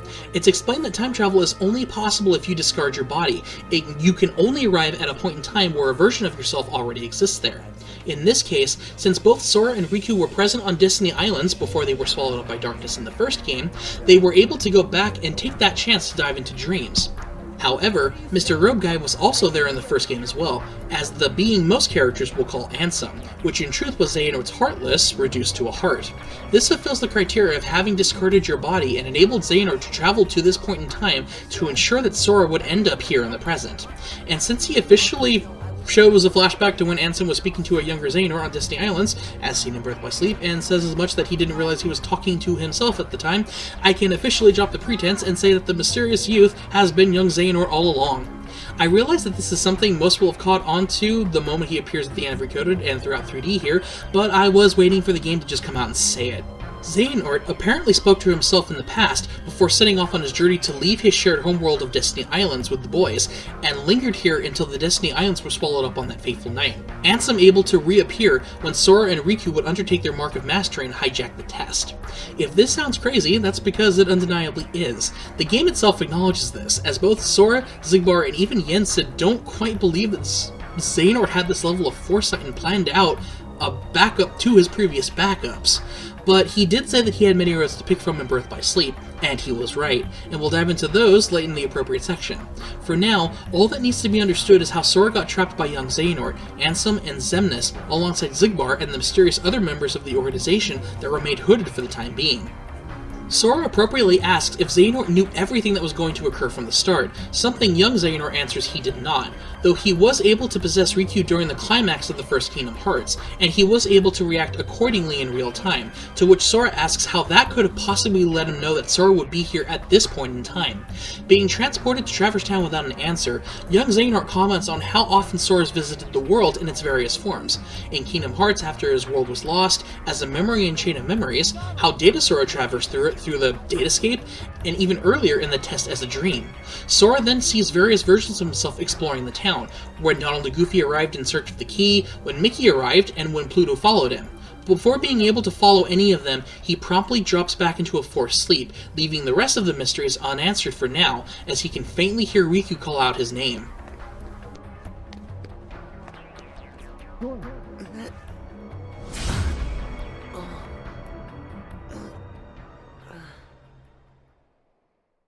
Thanks to the forced drop, we now resume Riku's supposed arrival in the world that never was. I say supposed since Riku also doesn't understand why he's here in the apparent underbelly of the castle that never was, when he also expected to have returned to the realm of light after unlocking his 7 sleeping keyholes. Since Sora's side mostly dealt with plot twists developing for the climax, Riku's the one I'll be tackling the most gameplay details with, starting with its split reality shift. The world that never was is home to Nightmare's End and Mirage Split for Sora and Riku respectively. These two halves of the same reality shift gives the player 3 chances to swipe at glowing points on screen that, if successful, summons the other non-controllable team that, when combined, summons a giant sword that cuts through objects depending on the playable pro tag at the time. In Riku's case, he must use Mirage Split on specific devices to progress through the levels of the area. Flow motion opportunities abound, alongside powerful Dream Eaters that can easily stunlock and swarm you into a swift game over, so be on your guard using all the moves at your disposal. Hopefully you've gained some good abilities by this point in time, because if you didn't like I did the first time around on high difficulties, you will likely need to either become great at dodging and blocking attacks, or find the spirit that will give you the usual once more second chance Leaf Racer abilities and better commands. Riku has a good mix of mandatory exploration and optional areas for various chests, and even an area designed as such so that you can't cheese the platforming challenge as easily with flow motion with surfaces that are on timed platforms that can't be launched from without thinking.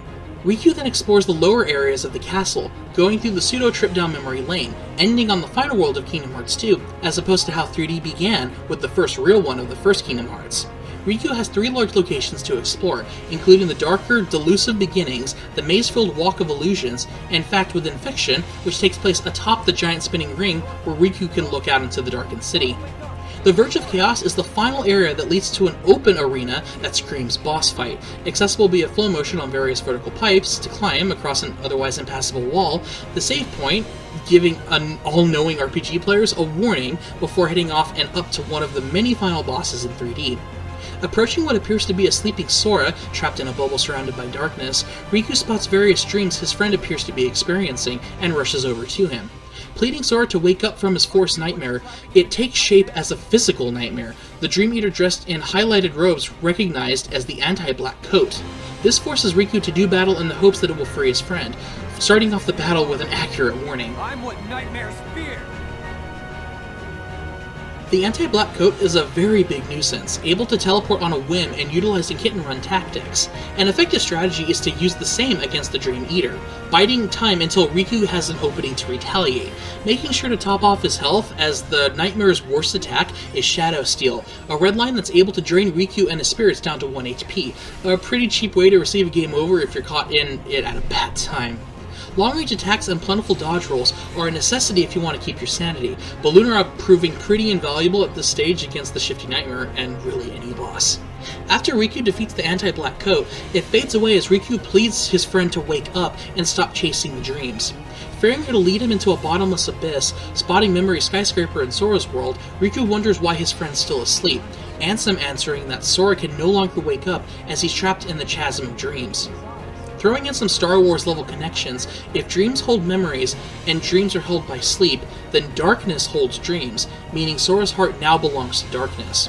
Taunting about why Riku hasn't woken up yet, Ansem confirms that Riku's stuck in a dream of a dream, revealing that Riku's entire journey has been within Sora's dreams.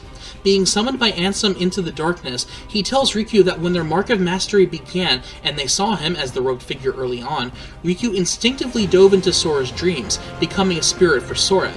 Having been a Dream Eater this entire time, explaining the emblem on the back of his clothes, Riku is told he has failed as a spirit since he was unable to protect Sora. Ansem suggests that instead of locking the darkness within him, he'd be better off releasing his own darkness and using it to save his friends, a waste to have struggled so long to command his darkness only to throw it aside. Riku then relents that despite trying to lock away his own dark strength, even when it was a power he utilized to protect his friends in the past, for all his efforts of locking Ansem within his heart, he is still here in front of him, antagonizing him. Reiterating that he's on this journey to prove he's worthy of wielding the Keyblade, even after letting darkness into his heart, Riku decides it's useless trying to hold it back. Riku confirms his suspicion, recognizing Terra in Ansem, bringing up a memory from 11 years ago, the reason why he dreamed of visiting the outside world for so long. Summoning his Keyblade, Riku affirms his plan of returning to the real world and rescuing Sora, making do on his decision of walking the road to dawn. There's this memory that flashes back. A secret I said I'd keep when I was little. The main reason I kept dreaming about seeing the outside world was because of him. My journey begins here. And now, I'm going back to the real world. And then to Sora's side. That is your answer? Yes. I know the way. Consume the darkness. Return it to light. You can try.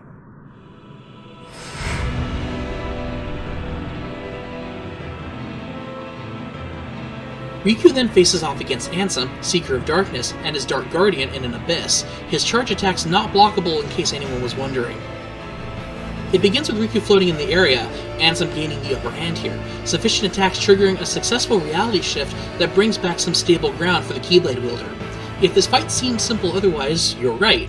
This naturally isn't even his final form. Arriving next in Darkest End, Riku claims that Ansem is now part of his heart, and thus part of the light, the Seeker of Darkness angrily calling Riku a fool while merging with a shadowy other in a second, more Chernobog-ish form. Ansem can now send Riku back down this dark hallway of sorts periodically, requiring Riku to quickly get back in range to deal damage to Ansem properly within his organic sphere. He is much more dangerous in this phase, able to summon 2 large darkness spheres that can fire off various attacks, creating various effects such as instant lasers, homing Faragas, and Dark Rain, which can inflict status effects such as poison. Flow motion is useful for both approach and dodge attacks, though don't be ashamed if he wipes the floor with you the first time around. I certainly had quite the shock the first time I played the 3DS original version back in 2012, and still died to him in 2018 here in the HD version. Ansem is further able to trap Riku into a sphere and rain potentially fatal attacks on the youth before sending him flying back, preferably with 1 HP with the proper abilities. After withstanding or avoiding various darkness waves, pillars, and energy attacks, Riku will eventually emerge the victor, having triumphed over the Heartless once again. In the aftermath, remembering his promise when he inherited the Keyblade with the goal of strength to protect what matters, Riku finally escapes the dream and recaps that he's been separated from Sora from the beginning thanks to Xehanort. Having arrived in the realm between for real this time, a portal to leave the world map as kind of a point of no return marker appears. Attempting to go further at this point with Riku results in him forcefully dropping, turning it back over to Sora's side and using this opportunity to figure out what the heck's been going on. Coming off from Riku's forced drop, we resume after Sora's corresponding dive into sleep. Sora wakes up, so to speak, knowing deep down that something's gone terribly wrong. Seeing Mickey, Donald, and Goofy rush off like the end of Kingdom Hearts 2, Sora finds himself in a dream of Dark City, chasing after the Disney trio in his regular black outfit, having aged back up to match. Turning the corner, he sees Naminé, who begins to run off before Sora grabs her hand, preparing to thank her properly and fulfill his once-forgotten promise he made to her over a year ago. Before he can do such, she suddenly changes into a girl that he's never met, causing another tear to fall from his face thanks to his own other. Rushing off, Sora unsure of what's happening, the player is then giving control back to the younger Sora that they've been playing as during most of the game, Riku calling out to Sora in the back of his mind. Progressing through a more warped version of Dark City, Sora must use the appropriately named Nightmares and Reality Shift to shatter occasional skyscrapers in his way, similar to his effortless feats when fighting Xemnas at the end of Kingdom Hearts 2. The level design allows for a natural push further upwards, including various buildings that further launch Sora up to continue forward, as flow motion remains as freeing as ever if you prefer to blaze your own path out of the Avenue to Dreams and into the contorted city. Catching up to the hooded figure, they turn around and reveal themselves as Roxas, Sora recognizing he's likely in a dream still. Roxas confides that Sora has so many hearts connected to his, saying that it could have been the other way around if not for those connections. When the Nobody tries to say that Sora can feel what he has, Sora insists that they aren't the same person, and that Roxas has a right to be his own person, the same as him. Smiling, Roxas replies that that's exactly the attitude that shows it has to be Sora, fulfilling the foreshadowing set up by Recoded as Roxas takes his somebody's hands. Within a few seconds, Sora is bombarded with Roxas's memories of his year-long existence, experiencing all the joy and pain that the organizations put him and others through. Transitioning back into his dream form, Sora yells into the sky asking what he's meant to see, the muffled voice of Riku pleading with Sora to wake up and resist chasing the dreams. A large portion of the contorted city's landscape is unstable, launching Sora, readjusting itself to impede his progress, and even having sections of buildings flying towards him, which Nightmare's End can intercept before any damage is done. After crossing the floating debris and using flow motion to reach the third and final area, Sora reaches Nightmarish Abyss and sees Riku and Kairi in their Kingdom Hearts 2 outfits, calling out to him as they phase into Terran Aqua, further addressing Sora as Ven and appearing as him briefly. Running after the duo after they phase back into his friends, Sora faces the awful dream sensation of running in slow motion and never quite catching up, a flash of light transitioning him into his one and only memory of meeting up with Aqua 11 years back when he was only 4. Not long after, Ansem appears and sends Sora flying backwards and back in front of Xigbar. Informing Sora that they put him back into a second sleep since Riku was almost successful in waking him up, Sora asks if they put all that stuff into his head. While the organization member admits that they put Sora to sleep twice, they didn't and can't put dreams into his head.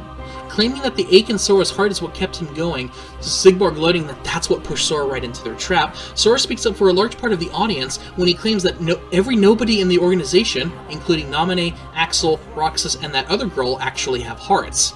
Because they were all able to experience emotions, from joy to anger and sorrow, Sora said that they all had to have had hearts in order to cry, something Xigbar congratulates Sora on finally noticing.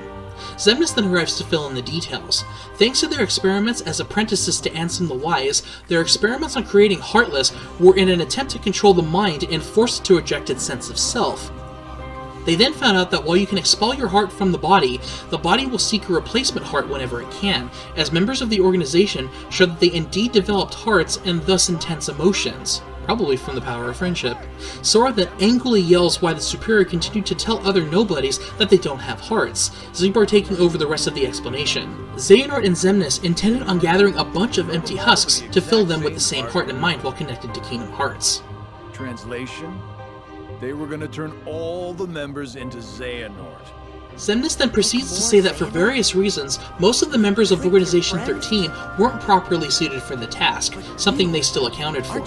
Throughout all their various experiments and gathered information, Xemnas concludes that this final mission was a worthy closing assignment for the organization. Sora continues to rage at their callous attitude towards other people's hearts, reaffirming that his connections to other people's hearts are what makes them strong. Xigbar agrees that they already knew this, seeing as how while Sora wasn't anyone that the Keyblade chose, Sora nevertheless embraces his part to play, assisting his friends. I know the Keyblade didn't choose me, and I don't care. I'm proud to be a small part of something bigger. The people it did choose. Losing his composure a bit at the glimpses of heroes of the series, Xigbar leaves Sora in Xemnas' hands, signaling Sora's expected boss fight. After starting off the match with a speech that's very important yet requires the Thars to fully comprehend, I'll address this in the lore section and focus on the fight at hand.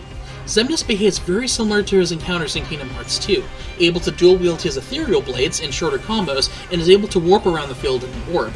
The Nobody begins by throwing buildings at Sora and can do such when his HP is about halfway depleted, which simply requires surviving, dodging, and or tanking, resetting the arena halfway through and triggering an opportunity to use Nightmare's End to slide up the floating skyscrapers and stunning Xemnas long enough to deal major damage to him. During the majority of the fight, Sora can typically face him like a normal boss, blocking and countering any blockable attacks, and even use Xemnas' skills against him. While the superior of the in-between can summon walls of energy to block and attempt to trap Sora while firing lasers at him, Sora can kick off these walls and either jump over to attack his opponent via flow motion, or use another move. After the fight concludes with Xemnas warping away, young Xehanort shows up to an exhausted Sora to clarify another plot twist while gloating he's exactly where they wanted him to end up. Young Xehanort points to Sora's current outfit, specifically the white X across his chest. This is the aforementioned Riku's sigil that Xemnas began the fight monologuing about. This mark was how the organization members were able to locate Sora at any point in time. Young Xehanort finally answers how he knew Sora would show up here today. It is because they intend on using Sora as the 13th Dark Vessel. While people can move through time, time itself cannot be altered, and today is the day when all of Xehanort's selves were destined to meet up. Since this is as far as young Xehanort has traveled into the future, as he's caught up to the present, he does not know what lies beyond this moment, telling Sora as much. In the Kingdom Hearts universe, once you return back to your own time, you will then forget the events and experiences you've lived through in an apparent attempt to avoid any potential paradoxes. More on this later for sure. So while young Xehanort may not remember everything he has and will do in the future, the experiences will be etched deep into his heart, spurring him on towards the events that have and will transpire regardless. As young Xehanort bids Sora farewell, mentioning how light gives way to darkness, Sora is placed into a lowered throne in the familiar White Room of Where Nothing Gathers. As Sora falls into darkness, an echo of a previous scene in Birth by Sleep occurs. A bright light representing a familiar heart dives towards Sora, enveloping him in light and producing Ventus's Keyblade armor. This protects Sora and disperses the darkness as he safely lands in his station in the dive to the heart. And with that mini cliffhanger of sorts, now's the best time to talk about the remaining gameplay features and differences between the original 3DS and HD versions. I know, bear with me a little bit longer here before we drop back headfirst into the madcap climax of a Kingdom Hearts game. It's not bad to let what you just saw sink in a bit before we move forward, so now I'll briefly touch upon what's altered in the game from a dual-screened handheld to an HD console move. The main difference definitely lies in its controls. While the 3DS's two screens were put to great use in the Kingdom Hearts series prior to this, it functions in a very similar way here. The top screen always displays the main bulk of what you're seeing here on the TV, while the bottom screen is mostly used for both extra objectives and maps, as well as some shortcuts and extra buttons, as it were. Linked attacks with spirits were done via the touchscreen, whereas they get a third menu in the commands in the HD version here, so that's pretty self-explanatory. The full breadth of control options were only available in the handheld if one had the Circle Pad Pro accessory that gave the system 4 shoulder buttons and an extra circle pad mainly for camera control. This is how largely defunct, since the current new 3DS line of handhelds come with these features built in, but many will now be playing the HD version 2.8, so this is more covering of my bases. So while all of this sounds like basic stuff, a few other adjustments had to be made in the switch between systems, half of which had to do with the touchpad and interactions with Dream Eaters. Because one of the more popular games on both of Nintendo's dual-screen handhelds were the Nintendog series, spirits had their own mode where you could rub and poke them via the touchscreen directly, which makes a bunch of sense. It's replicated decently here with the DualShock 4's built-in touchpad, so many of these basic interactions can still be performed. The various minigames you can play with your spirits were altered into different minigames here, but serve much of the same purpose. Part of the initial expansion into the 3DS's ideas were using augmented reality cards in various applications thanks to 2 cameras on the outside of the system, including special AR cards to summon things in the real world for some cute and fluffy interactions and camera tricks that are no longer much of a novelty these days, with many smartphones able to replicate this feature, including games like Pokemon Go. These features are obviously not possible on the base PS4, so a few of the AR cards that possess extra Dream Eaters are now included within the game itself, and can be synthesized in most versions of both games.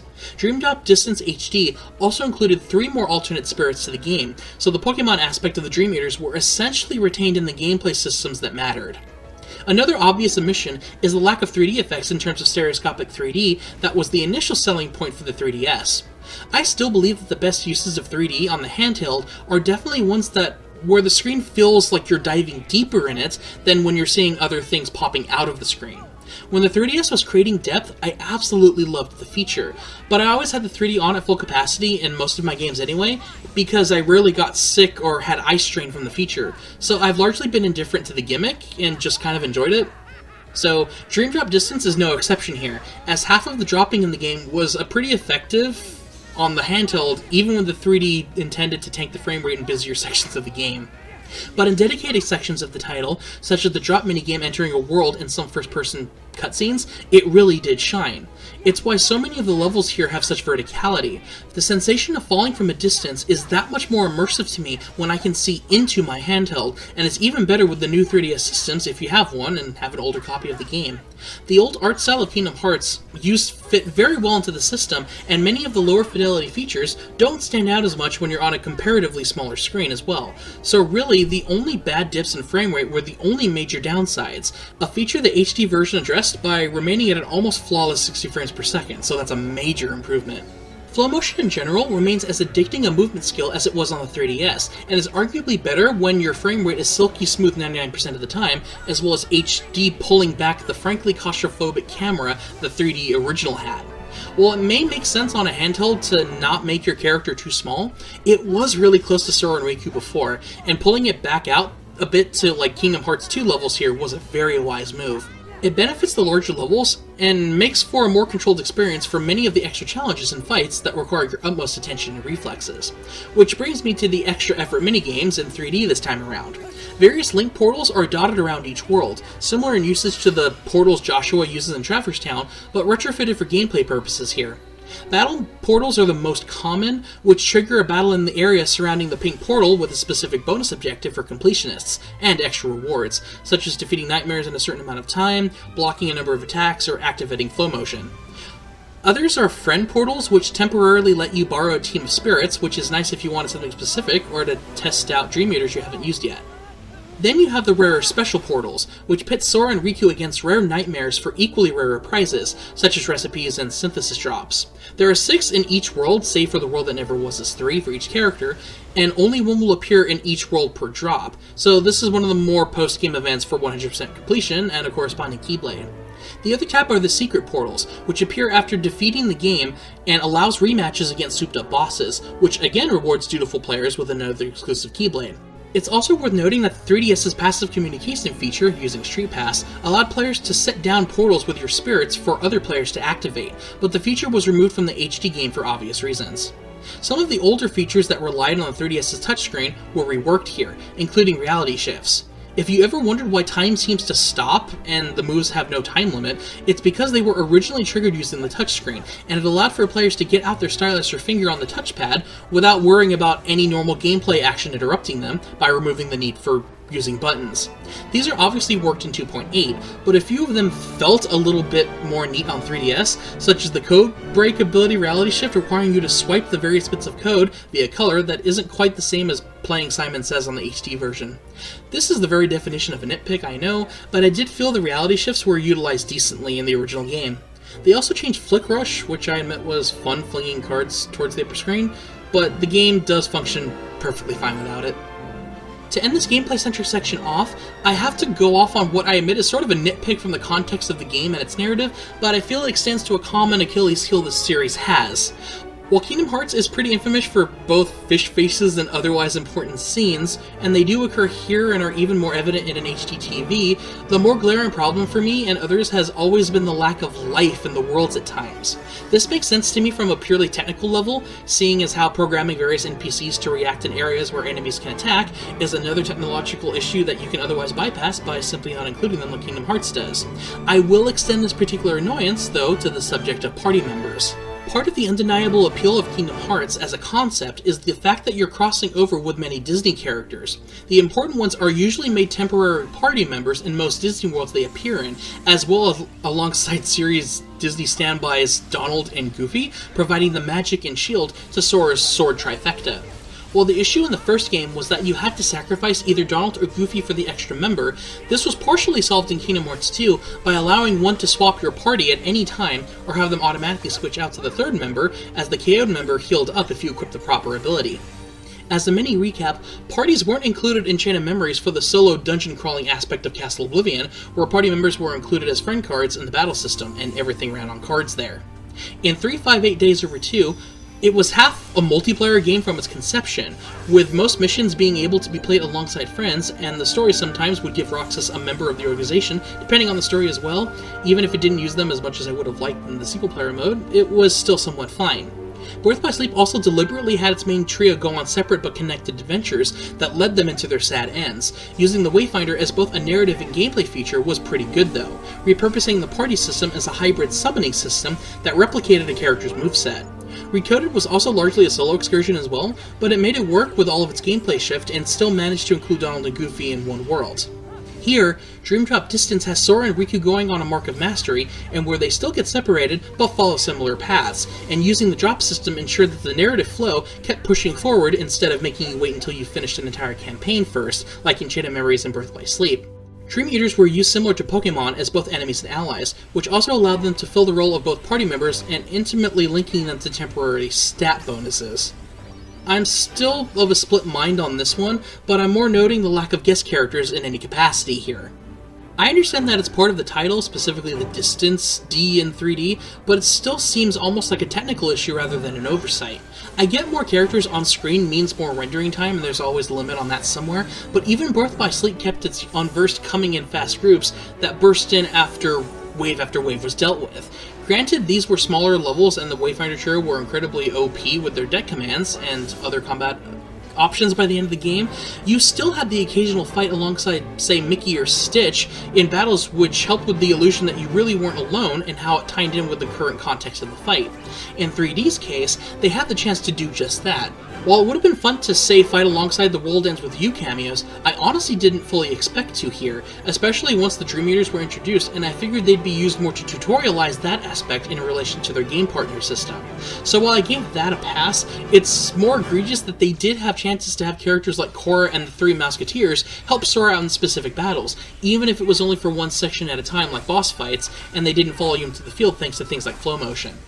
As neat as the concept is, confetti-colored dinosaurs and adorable puppy cats aren't going to completely fill in the hole left by Disney and Final Fantasy characters.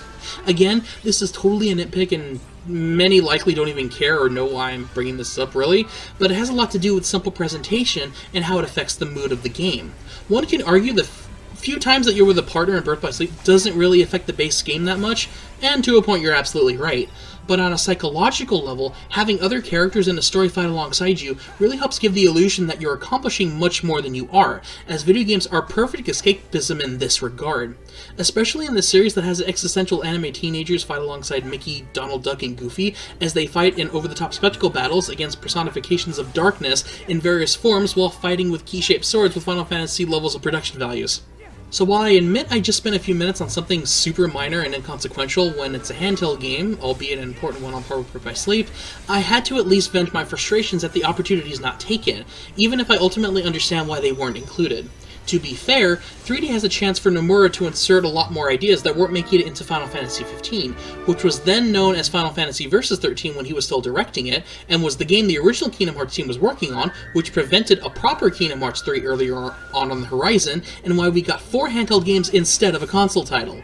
That's a whole other story though, but Kingdom Hearts as a series has been pretty good with developing upon its gameplay systems and improving or streamlining their functions, and while I generally enjoy Dream Eaters from a lore perspective and how cheerful and animalistic they are, I do prefer a more traditional ability tree that isn't tied to them. Linking them to stat boost was genius in ensuring that players would take the time to find out what they wanted, and making them transferable to both Sora and Riku was definitely the right way to go about this, kind of like the panel systems.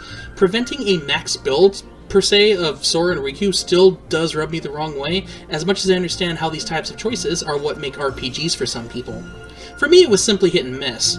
Not bad for one title, but I was looking forward to how future games would address the missing features since Kingdom Hearts 2, and how they would improve upon the 4 games worth of mechanics and plots since on the handheld titles. And that's where we transition into the final segment of the video, so get ready for the final drop. It's all about Riku after I reconnect Kingdom Hearts, before resuming to ensure that we're all on the same page, so let's resume with 3D's main protagonist after some lore clarifications. Sora and I have been split up since the start of our journey. Because because Xehanort planned it. And that means we're a long way off course from the Mark of Mastery exam Yen Sid gave us. Alright, Sora's gotta be here. Somewhere.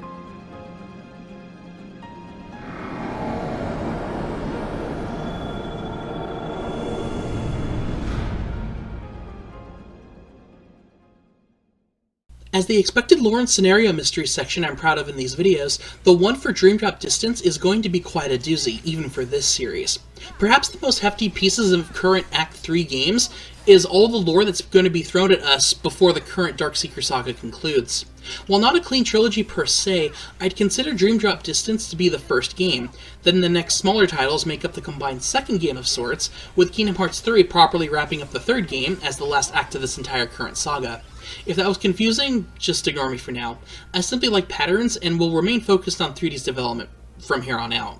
I feel I had to lay out my cards out on the tables in how I'm approaching this one. First off, is everything to do with the realm of sleep, beginning with the sleeping worlds. This seems simple enough when we begin. Out of the worlds that were taken by the Heartless when they found a world's heart, some didn't fully return after Sora and the King sealed the door to darkness in the first Kingdom Hearts. Instead, they fell into sleep, dreaming of events that transpired in the past before they were swallowed up by darkness. This is further added to by having worlds dream up characters and events to plug up the holes of the dreams, as it were. And now we get more complicated. Some of these worlds explicitly never fell into darkness, or at least the characters didn't feel that they should have, such as the grid being made of data and thus shouldn't be able to dream, and possibly being in the real world according to young Xehanort, or more explicitly, Yensid's Tower as an entrance to Symphony of Sorcery, as that world was never lost to darkness and was instead located in the realm between. Sora and Riku expressed confusion over this a few times, but in all honesty the game's very vague on how the realm of sleep works in general. For example, Yensid insinuates that the 7 sleeping keyholes are somehow related to the 7 lights corresponding to the 7 princesses of Heart, which consists of Snow White, Cinderella, Alice, Aurora, Belle, Jasmine, and Kairi. How they exactly relate is unknown for now, but it also served as a callback to the first game, with different keyholes to unlock instead of locking away. This is also the same reason why Traverse Town has also appeared. Being a very special world to begin with, it shows up when it's needed and is also located in the realm between, and this time showed up to help assist Joshua in finding a refuge for the rest of the World Ends With You characters and prevent them from all slipping away. Though the twist was hinted at during the second visit halfway through the game. Sora and Riku were in 2 distinct imaginings of Traverse Town, foreshadowing the fact that while Sora's been stuck in a hijacked dream by Xehanort, Riku's been in Sora's dreams to protect him from nightmares as a Dream Eater himself. Speaking of, it's a nice touch to have Riku bear the emblem as a unique type of spirit, since Dream Eaters were the right choice to go as a new type of enemy that cannot be reached by Heartless and thus nobodies, since most entities in the realm of sleep are either Dream Eaters themselves or figments of a dream that a world is having. So I like the attention to detail there. And speaking of emblems, the Recusant sigil is a thing. This was placed on Sora by Ansem as they first entered the realm of sleep, showing up as a large X on his new clothes. It makes sense that this is how every incarnation of Xehanort was keeping tabs on Sora's location, ensuring that he was led exactly where they needed him, going deeper into sleep before being captured in the world that never was. This X naturally has to do with Xehanort's obsession with the Keyblade, and thus why Xemnas renamed every member of the organization with an X in their anagram names as nobodies. It makes some of us in the fanbase think back to other characters with X's on their clothing, such as the Wayfinder trio being designed around X's, and this can be applied to anyone else. Ending this little tangent with some learning. The definition of recusant is a person who refuses to submit to an authority or to comply with a regulation, which is very fitting given Sora's track record with the organization. Now, the Realm of Sleep is an entirely new concept that wasn't previously hinted at prior in the 6 previous titles. While sleep itself has always been in the series to various degrees, an entire extra dimension that doesn't belong to the previous established 3 planes of existence, being the realms of light, darkness, in between, is definitely new. So while this is certainly in the category of retroactive continuity, or a retcon, I don't believe it quite breaks any established rules on the surface. Reminder that a retcon isn't necessarily bad. As Google states, a retcon is a piece of new information that imposes a different interpretation on previously described events, typically used to facilitate a dramatic plot shift or account for an inconsistency. Or I guess sometimes causing them, but you get the point. So a retcon can be a good or bad thing, and you won't get everyone to agree on what is and isn't one, since a good portion of this line of thought will depend on what you personally consider as an obvious change versus someone who will see a new piece of information as something they never thought about and thus believe at face value. As for my own opinion, I'm okay with the Realm of Sleep as a concept, but as the first game to feature this new part of the Kingdom Hearts universe, it is woefully underexplained and has caused a bunch more confusion in the fanbase. And it will continue to do so. It certainly brought up a lot of interesting questions, so let me throw in my few cents on specific examples. First off, how did Xehanort hijack a Mark of Mastery exam? Well, Xehanort was already shown to be a powerful magician in his own right, being able to literally reshape the very ground that he walked upon, and was probably only limited by his own age and body by the time we saw him, hence his entire scheme to live beyond another manufactured Keyblade War via other bodies, plus whatever he's doing here in this title with Sora as the 13th Dark Vessel, and I will address the rest of the story's twists as we hit them. So with time travel being something explicitly introduced into the series here in 3D, it had to lay down ground rules for how that works and why Xehanort couldn't just abuse the hell out of the concept. To travel through time, one must discard their body, meaning whenever your heart is separated from your body, you can potentially travel through time. The limitation is that you can only appear back in a time when you were already present, such as Ansem as a disembodied heart that was present on Destiny Islands before they were taken by darkness where Sora, Riku, and Kairi lost their homeworld. This is how Xehanort was able to trap both Sora and Riku in the realm of sleep and direct them as they see fit. To be fair, the organization seems to have only wanted Sora for their purposes this time around and didn't intend on Riku's involvement, since his special time of immunity to darkness led to Ansem constantly tempting Riku to embrace the darkness to no avail. More on this soon, but Riku's the real main protagonist of Dream Drop Distance, even though he shares screen time with Sora. Inverse to how Sora was the main character in Chain of Memories, despite Riku's good development in the basements of Castle Oblivion.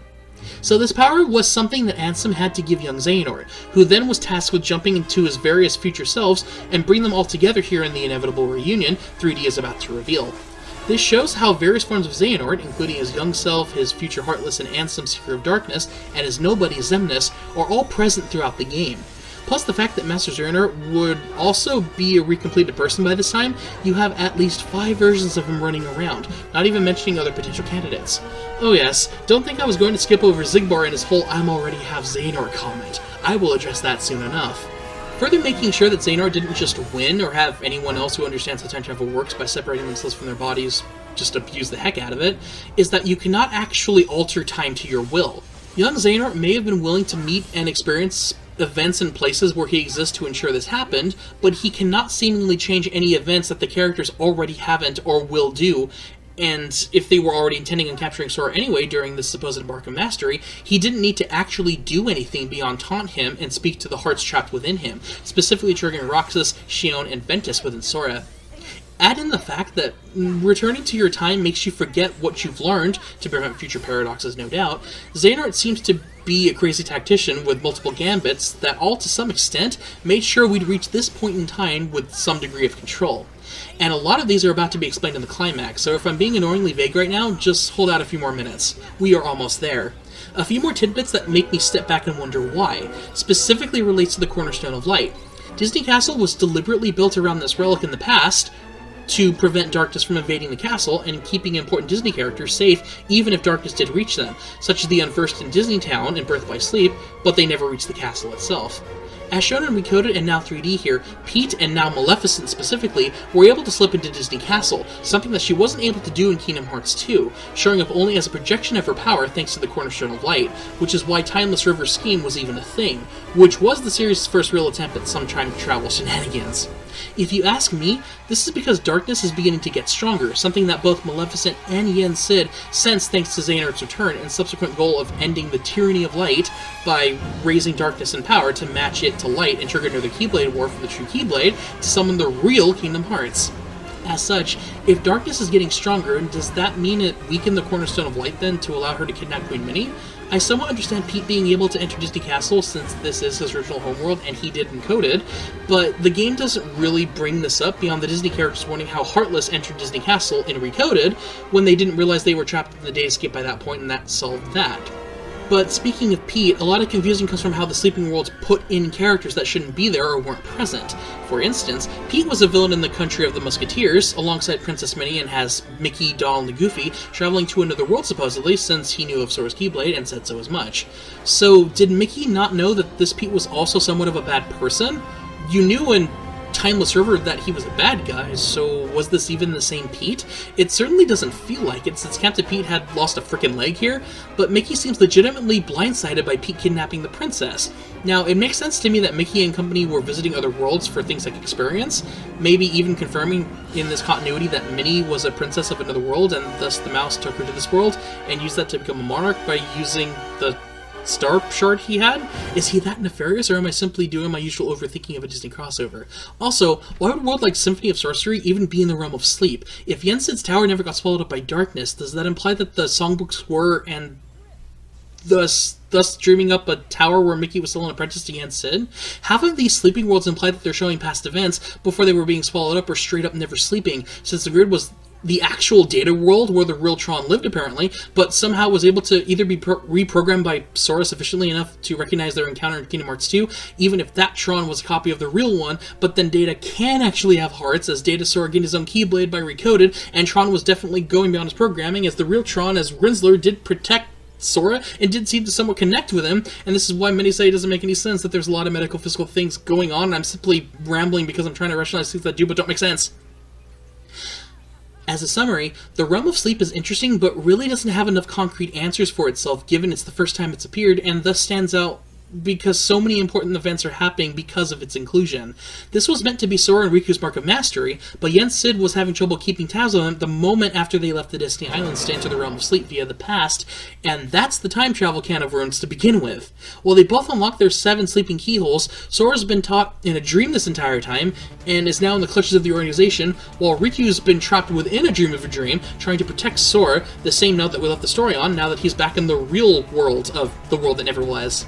So while this entire section had me trying to clarify what and how things are happening, we don't really know how the sleeping worlds work in their entirety, so a lot of 3D's questions are left unanswered, as Xehanort has made his move, and so has Sora now. So with all this both clearing and muddying up the plot even further, let's return back to the finale of Dream Drop Distance. I needed to at least try and have everyone understanding somewhat why it's okay to be confused at this stage in the game. You aren't going crazy, this is just a Kingdom Hearts plot going on full throttle, something that probably hasn't quite happened since Kingdom Hearts 2 Final Mix added a bunch of context and lore to the series that we've been since running off of. So without further ado, let's drop back to Riku and see where we end up. Dropping back as Riku, we can now progress further into the final area of the world that never was, still in his Dream Eater form and powers because Sora is still asleep. Reaching the actual castle that never was and wondering how we can reach Sora, a Meow Wow appears at the entrance of the castle representing Sora, which Riku's Komori Bat links to perform a special reality shift for Riku to enter. Using flow motion to grind across the dream line, Riku finds himself in Where Nothing Gathers, spotting an unconscious Sora on a lowered throne. Running over to him, young Xehanort arrives via a corridor of darkness and repels Riku from his newest vessel. When Riku asks what he means, young Xehanort explains that they'd originally meant for Riku to be the 13th member, but did what the Keyblade did and moved down the list to Sora thanks to Riku developing resistance to darkness. Elaborating to Riku that the organization's original goal was to have 13 individuals share Xehanort's heart, it was thanks to Sora and Riku that they learned that not every member they had chosen was fit for the task, saying that Roxas was also once a prime candidate, but became too aware of himself and then returned back to Sora. As Riku digests the bombshell hinted at by the end of Recoded, and that they may have to face 13 Xehanorts potentially, Riku senses the other 12 showing up to their corresponding thrones, the real Organization 13 having made up the difference despite their setbacks. Young Xehanort gives Riku another recap, so I'll let the game take it away for clarity's sake here. I am Xehanort from the most distant past. My future self gave me a task. To visit the splintered versions of myself in many worlds, and ensure they gathered here today. From the past? There are restrictions to movement through time. First, you must leave your body behind to do it. Then there must be a version of you waiting at the destination. Upon arrival, you can only move forward as per the laws of time. And you cannot rewrite the events that are destined to happen. What have you done? My most future self will arrive soon. Then time for all of us will return to normal. And I will go back to my era to live the life fate has in store. He can vouch for that.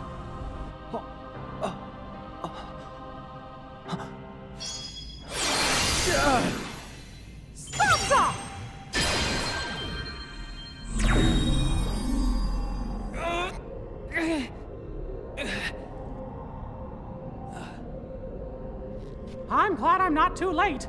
Mickey! Just grab Sora so we can go. I can't stop them for long. Okay. Mickey!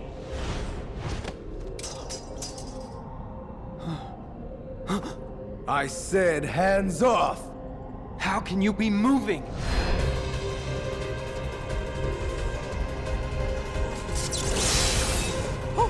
Oh no! Are you? Be gone!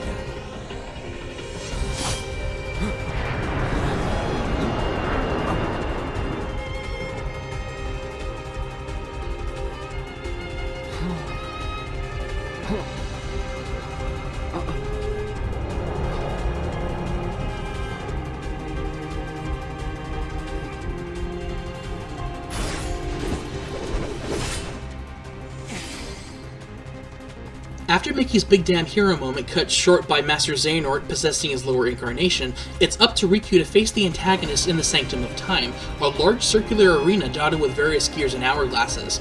If the remix music didn't give it away, the summoned Keyblade young Xehanort receives will certainly showcase the moveset to be that of the mysterious figure seen by Terra, Ventus, and Aqua in their secret superboss in Birth by Sleep, having visited them by time travel. He retains many of his moves in less deadly but still formidable forms, being quick enough to leave after images of himself as he warps around the field, being able to transform his Keyblade into a blue whip, can trap Riku in a cage sending out those piercing orbs that are really annoying, and is genuinely good at teleporting away from Riku's attacks. Wide-reaching and quick moves from Riku are definitely the suggestion here, as well are some limited use of flow motion the arena can provide. The first phase of the fight involves the usual depleting of his near 7 bars of health, transitioning into a second little mini-phase once Riku's almost defeated him otherwise. The game will inform you to quickly trigger a reality shift as young Xehanort stops time. Failure to do so will cause him to become invulnerable and rewind time, restarting the fight as it were, returning to the first phase with 2 bars of HP. Turns out his previous fight as the mysterious figure was hinting at a bunch of this very moment. Xehanort's plan was to create 13 of himself, represented in how he can split into various copies of himself, with the time motif in general. Well played, Nomura, knowing some of us crazier fans would heavily latch onto those hints and swear you aren't jerking us around. Naturally, this incentivizes players to wail on him once more and trigger Mirage Split, after which Riku will have to take down young Xehanort inside the clock before the stroke of 12, where failure will once again have him rewinding time, albeit giving you less HP this second time around. Young Xehanort constantly summons 2 clones of himself to attack Riku during, leaving very little breathing space in a phase where time is of the essence and truly testing a player's deck commands. Success here will largely depend on one's command deck and skill alongside the Dream Eaters in the party, but let me say that it felt very cathartic to end my most recent playthrough's fight with the final finishing move of Riku's Dark Aura attack. Nothing like making a previously troublesome move that was used against you in a previous game, now fight for you in the most current one. After the battle, Riku meets back up with Mickey having repelled young Xehanort, being possessed by Master Xehanort, the King's Stopza wearing off as Master Xehanort himself finally arrives. The scene does a good job of doing the work for me, so let me cheat for the next 8 minutes again and let the game speak for itself. Take it away, Xehanort. We were right about you!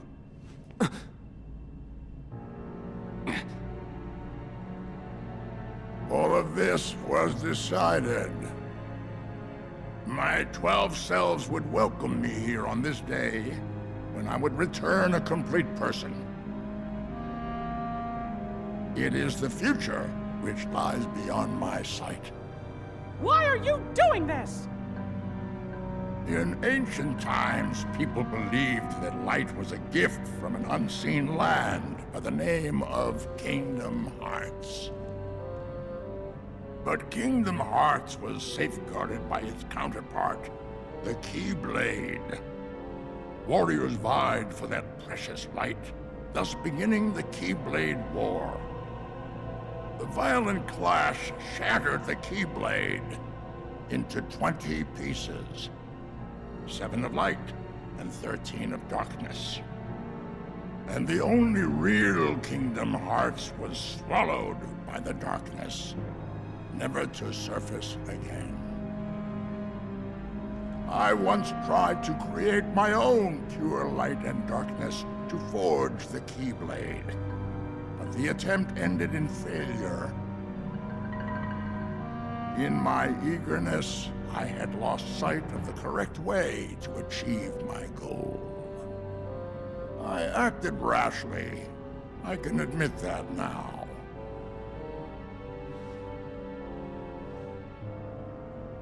What you did back then, your mistakes, changed the destinies of 3 of my friends. But destiny is never left to chance. I merely guided them to their proper places. The broken boy who failed to be the blade. The misguided master who sacrificed herself for a friend. And the feckless youth who became my new vessel. I couldn't find a way to save them. But I wanted to believe that their sacrifice stopped you for good. Why? How was I so blind? I should have seen it as soon as Maleficent started gathering the 7 princesses of heart. Yes. They were all my doing. I used the evil fairy to find 7 pure lights for me. Just as I prepared 13 vessels to fill with pure darkness. But you failed. Sora stopped you in your tracks on both counts. Yes, he did. That dull, ordinary boy. A Keyblade wielder so unlike any I have ever seen. However, I have not abandoned my ambitions. The 7 Guardians of Light and the 13 Seekers of Darkness. 7 Guardians of Light? Well, for Keyblade wielders, there's me and Riku and Sora. And my 3 missing friends, that's 6. Then the 7th would be... Oh, that means the 13 Seekers of Darkness. Yes, little king. Perceptive. But Sora and another on your list belong to me now. And that puts you 3 guardians short. But worry not. All of the pieces are destined to appear. Your 7 lights, just like my 13 darknesses, whose final clash will beget the prize I seek. The Keyblade!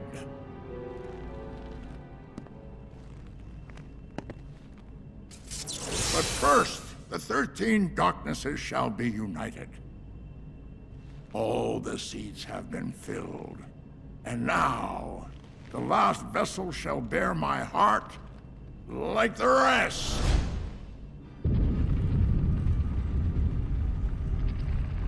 No! Sora!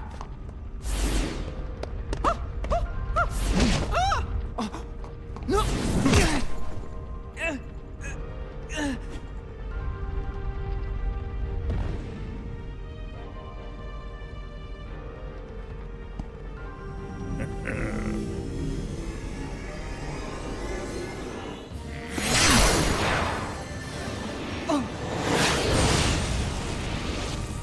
He made it! You...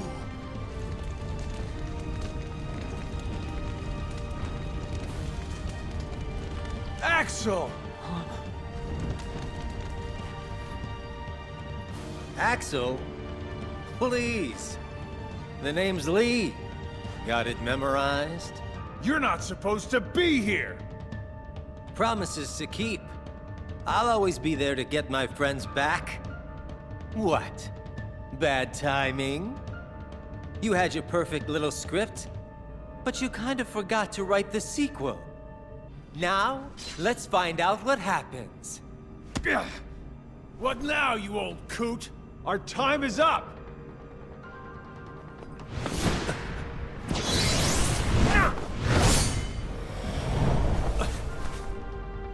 Isa.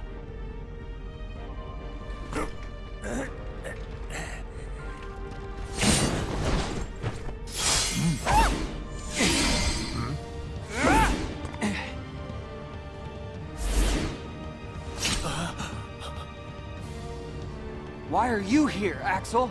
No, I told you my name's... Whatever. Axel. Fine. Now let's get out of here. Right!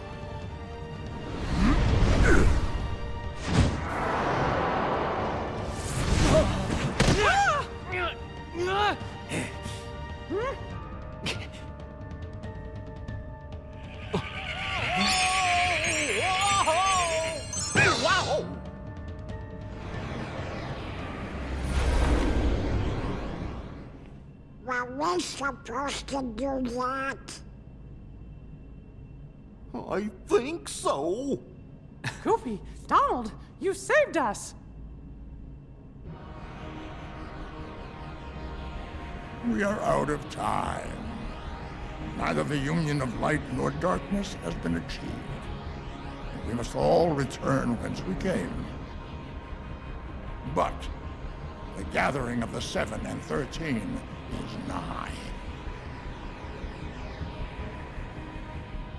Let us finish this at the fated place, once your lights and my darknesses have joined together.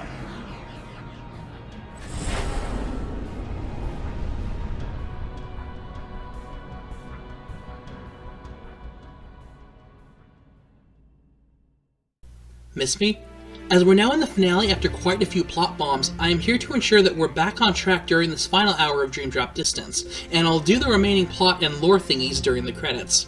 So, about Xehanort's Gambit. Talk about leaving very little up to chance. Despite Riku succeeding in rescuing Sora from becoming Xehanort's 13th vessel with the help of Mickey, Lee, Donald, and Goofy, they emerge with a Sora that's still in a comatose state, similar to Ventus so many years prior.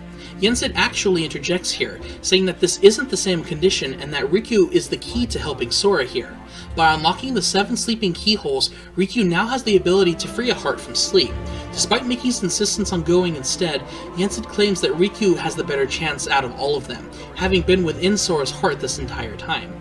Riku accepts the chance to return the favor by saving Sora this time around, Mickey, Donald, and Goofy encouraging this through their connection with Sora, Lee saying that he'll dive back in to rescue him if he has to, being used to the role by this point. Dropping through Sora's dreams one more time through a summoned portal, Riku experiences one final dive, tagging 30 Soras on his way to his station while avoiding various anti-Soras, flying past memories of their previous adventures. Touching down into a dark abyss, wondering if he's inside Sora's dream, the Ventus's armor materializes from the darkness as a nightmare, corrupted by the darkness after protecting Sora's heart from it. Providing the game's final boss battle, Riku must now face the final obstacle between him and Sora. The armored Ventus Nightmare can melt into the floor of darkness periodically like a shadow heartless, breaking lock-on and genuinely causing me much annoyance in the process. The Nightmare can sort of absorb the darkness in the arena, taking it into himself and leaving the arena white, making it easier to detect but at the risk of more powerful combos and dark orb attacks. Riku can then use the edges of the station as flow motion opportunities as well, leaving him to bide his time and keep his HP up until the Nightmare is down to 1 HP, triggering a final cinematic finisher of sorts. While the Ventus armor will charge up a shot lock, Riku will activate a special Dream Link in Nightmare Clash. While you can attack the Nightmare and avoid all damage while performing the sole attack, you can fail this if you mistime the move repeatedly, so be warned. If you time it correctly though, Riku will finally finish it off as the emerging Dream Eater, spirit defeating Nightmare as the ending of 3D commences. Shattering the armor and causing Sora to sink into the disappearing darkness, Riku picks up Sora's remaining Kingdom Key and unlocks a sleeping keyhole into Sora's station, causing him to appear into a facsimile of Destiny Islands. Here, Riku and the player are presented with 3 questions by none other than the other 3 finding refuge in Sora's heart. After answering Roxas, Ventus, and Shion's questions, a bright light sends Riku back down to the beach, picking up a letter in a bottle as Diz, aka Ansem the Wise, shows up before Riku. Showing surprise at seeing each other, the real Ansem explains that he is merely a digital version of Radiant Garden's Sage, inserted inside Sora alongside his research results mentioned back in Birth by Sleep. After a little monologue about Sora's uncorrupted heart, claiming that he can make real any heart he sees in something, going so far as to say that Sora may have the power to help bring back those who were once thought lost for good. After thanking him for this information, Riku says that he's here to wake Sora up, Ansem asking if he's fallen asleep yet again. Much to Riku's surprise, Ansem says that Sora woke up the moment Riku defeated the final Nightmare and answered the questions posed by the 3 who remained in his heart. Leaving, Ansem calls back to the opening hours of Kingdom Hearts 2 and asks the boy what his name is. Smiling, this time around Riku replies with the truth.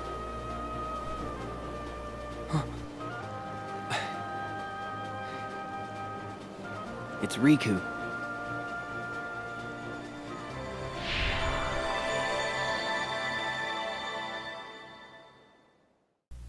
Mickey and Lee are there to greet Riku when he awakens, finding Sora awake and having a tea party with Donald and Goofy.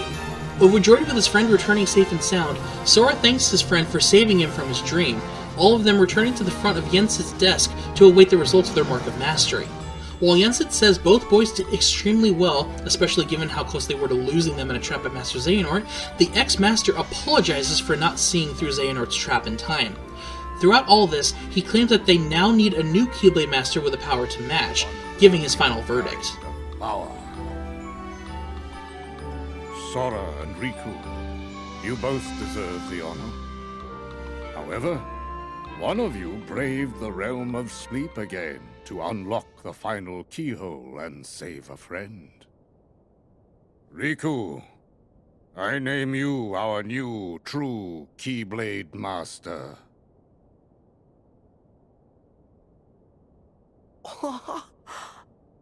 Way to go, Riku! Yeah? I knew you were gonna pass with flying colors. This is just so awesome. Gee, Sora, you're kinda acting like it's you that passed. I told you Sora still needed some practice. Hey! Really? I'm a Keyblade Master? Congratulations, Riku!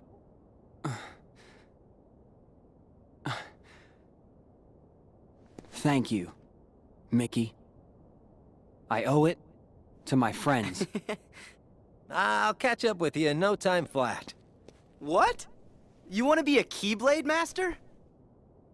Yeah. I mean, I came here to learn how to wield one. You? Hey, thanks for the vote of confidence. You know I was gonna come swooping in, Keyblade in hand. But I just couldn't get mine to materialize. Must be in the snap of the wrist or something. Oh. Wow! The game then wraps up with Sora summoning a sleeping keyhole to tie up something very quickly, causing the credits to roll before resuming to the usual post-credits and secret endings. The former shows Sora reappearing in Traverse Town, thankful it's still here as he arrived to say goodbye and thank his Dream Eater allies for all their help. After the heartwarming reunion, the scene cuts off to a smiling Ventus sleeping in the Chamber of Waking inside Castle Oblivion, leaving us with some hope as their connection still seems to remain a bit strong. Speaking of, the correct answers given to Roxas, Ven, and Xion will unlock another Guardian of Light, 3D's proper secret ending, that must be seen in the theater mode in the game's Mementos section, once returning to a save file with clear data. It begins showing young Xehanort repeating the same opening lines of Birth by Sleep, accompanied by The Darkness Awakens, which is then followed by The Light in the Darkness, showing Aqua waiting on the dark margin after meeting up with Ansem the Wise. The words finish with "leads to the last key" to Donald and Goofy waiting outside Yensid's tower, filling in the audience that Lee's gone back to Radiant Garden while Riku has been sent off by Yensid for a mystery errand. They then welcome back Riku before reacting to something else, switching over to Yensid speaking with Mickey about the fairy tale Kairi's grandmother spoke about. This further reveals why Xehanort made sure everything would go according to plan no matter the outcome. His search for the Keyblade to summon the true Kingdom Hearts led Xehanort to attempt to create his own Keyblade in the past by having equal light and darkness clash together. Even though it was unsuccessful, the light of the Keyblade will still split into 7 lights and 13 darknesses in the past, in order to protect pure lights from the wider world. Confirming the 7 pure hearts became the Princesses of Heart, Yensid concludes that even if they refuse to gather their 7 Guardians of Light against Xehanort's 13 Seekers of Darkness, Xehanort will instead target the 7 Princesses of Heart regardless. Xehanort guaranteed that he will have his battle to recreate the Keyblade and summon the true Kingdom Hearts once more, forcing the heroes to gather their 7 Guardians to prevent the Princesses from being used once more. Reiterating that they will need to protect the 7 pure hearts with 7 guardians, Mickey claims that they only need 1 more, as Xehanort seeks his final Seeker of Darkness as well, Yensid welcoming their newest Keyblade wielder. I have come to learn that you too can wield a Keyblade. I'm glad you are here.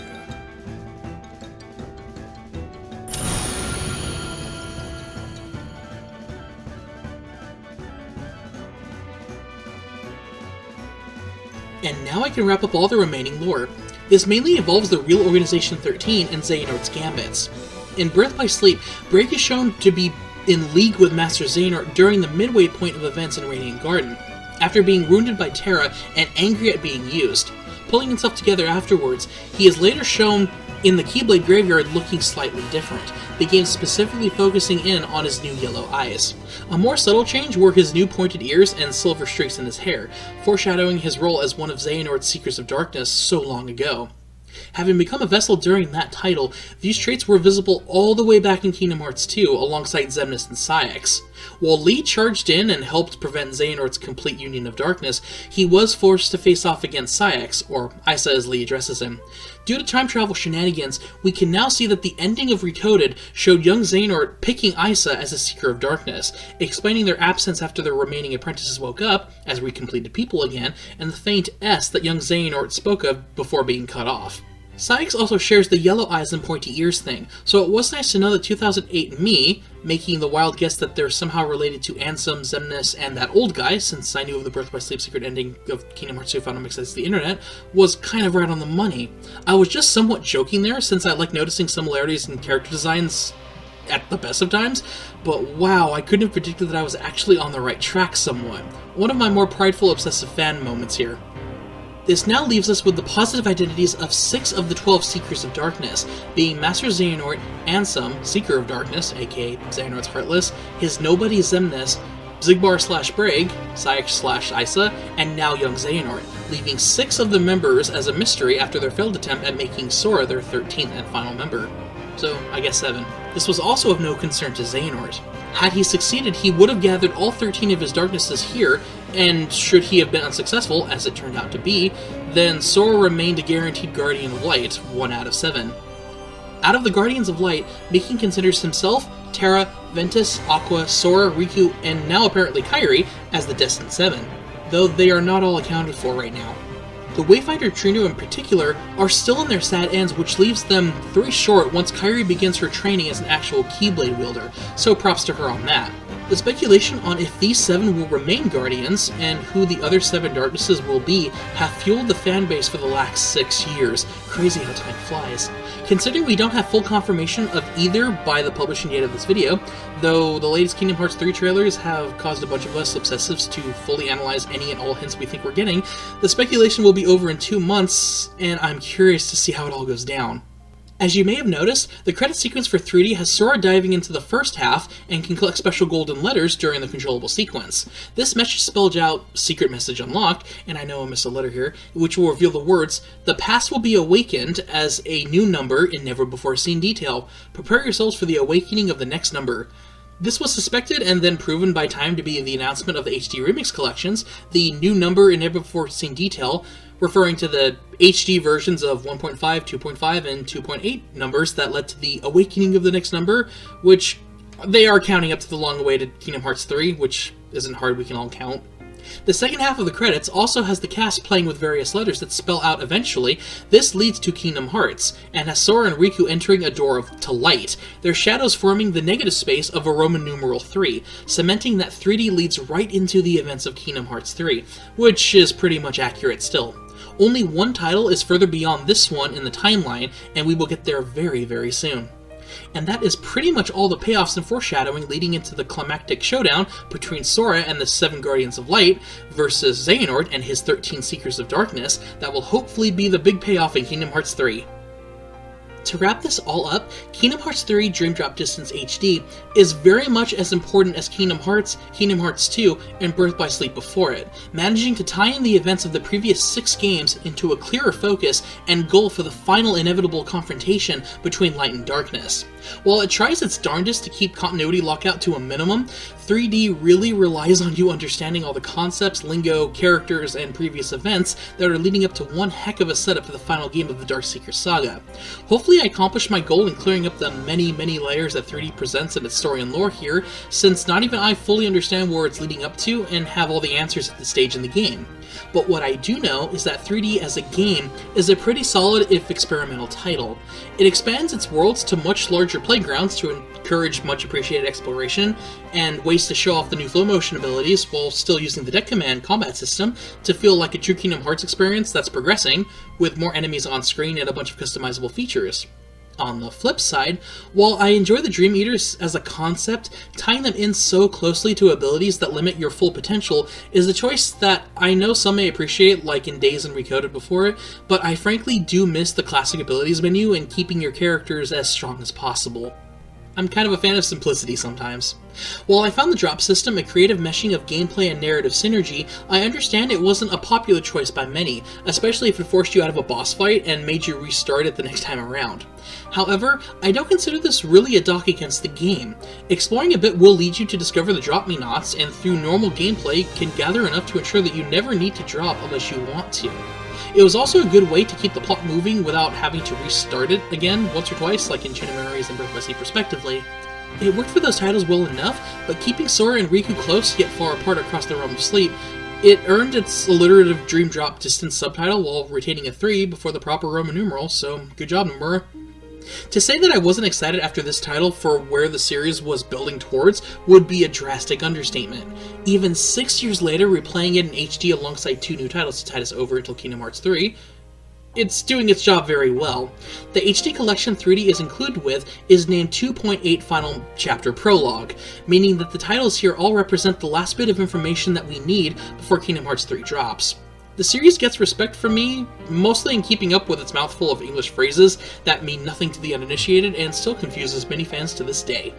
While telling a standalone story focusing on Sora and Riku's Mark of Mastery, Dream Drop Distance is really meant to gather most of the pieces and set up what's coming up, meaning I can't heartily recommend it to any newcomer of the series, as it relies so much on knowing the previous 6 games to fully get the most out of it.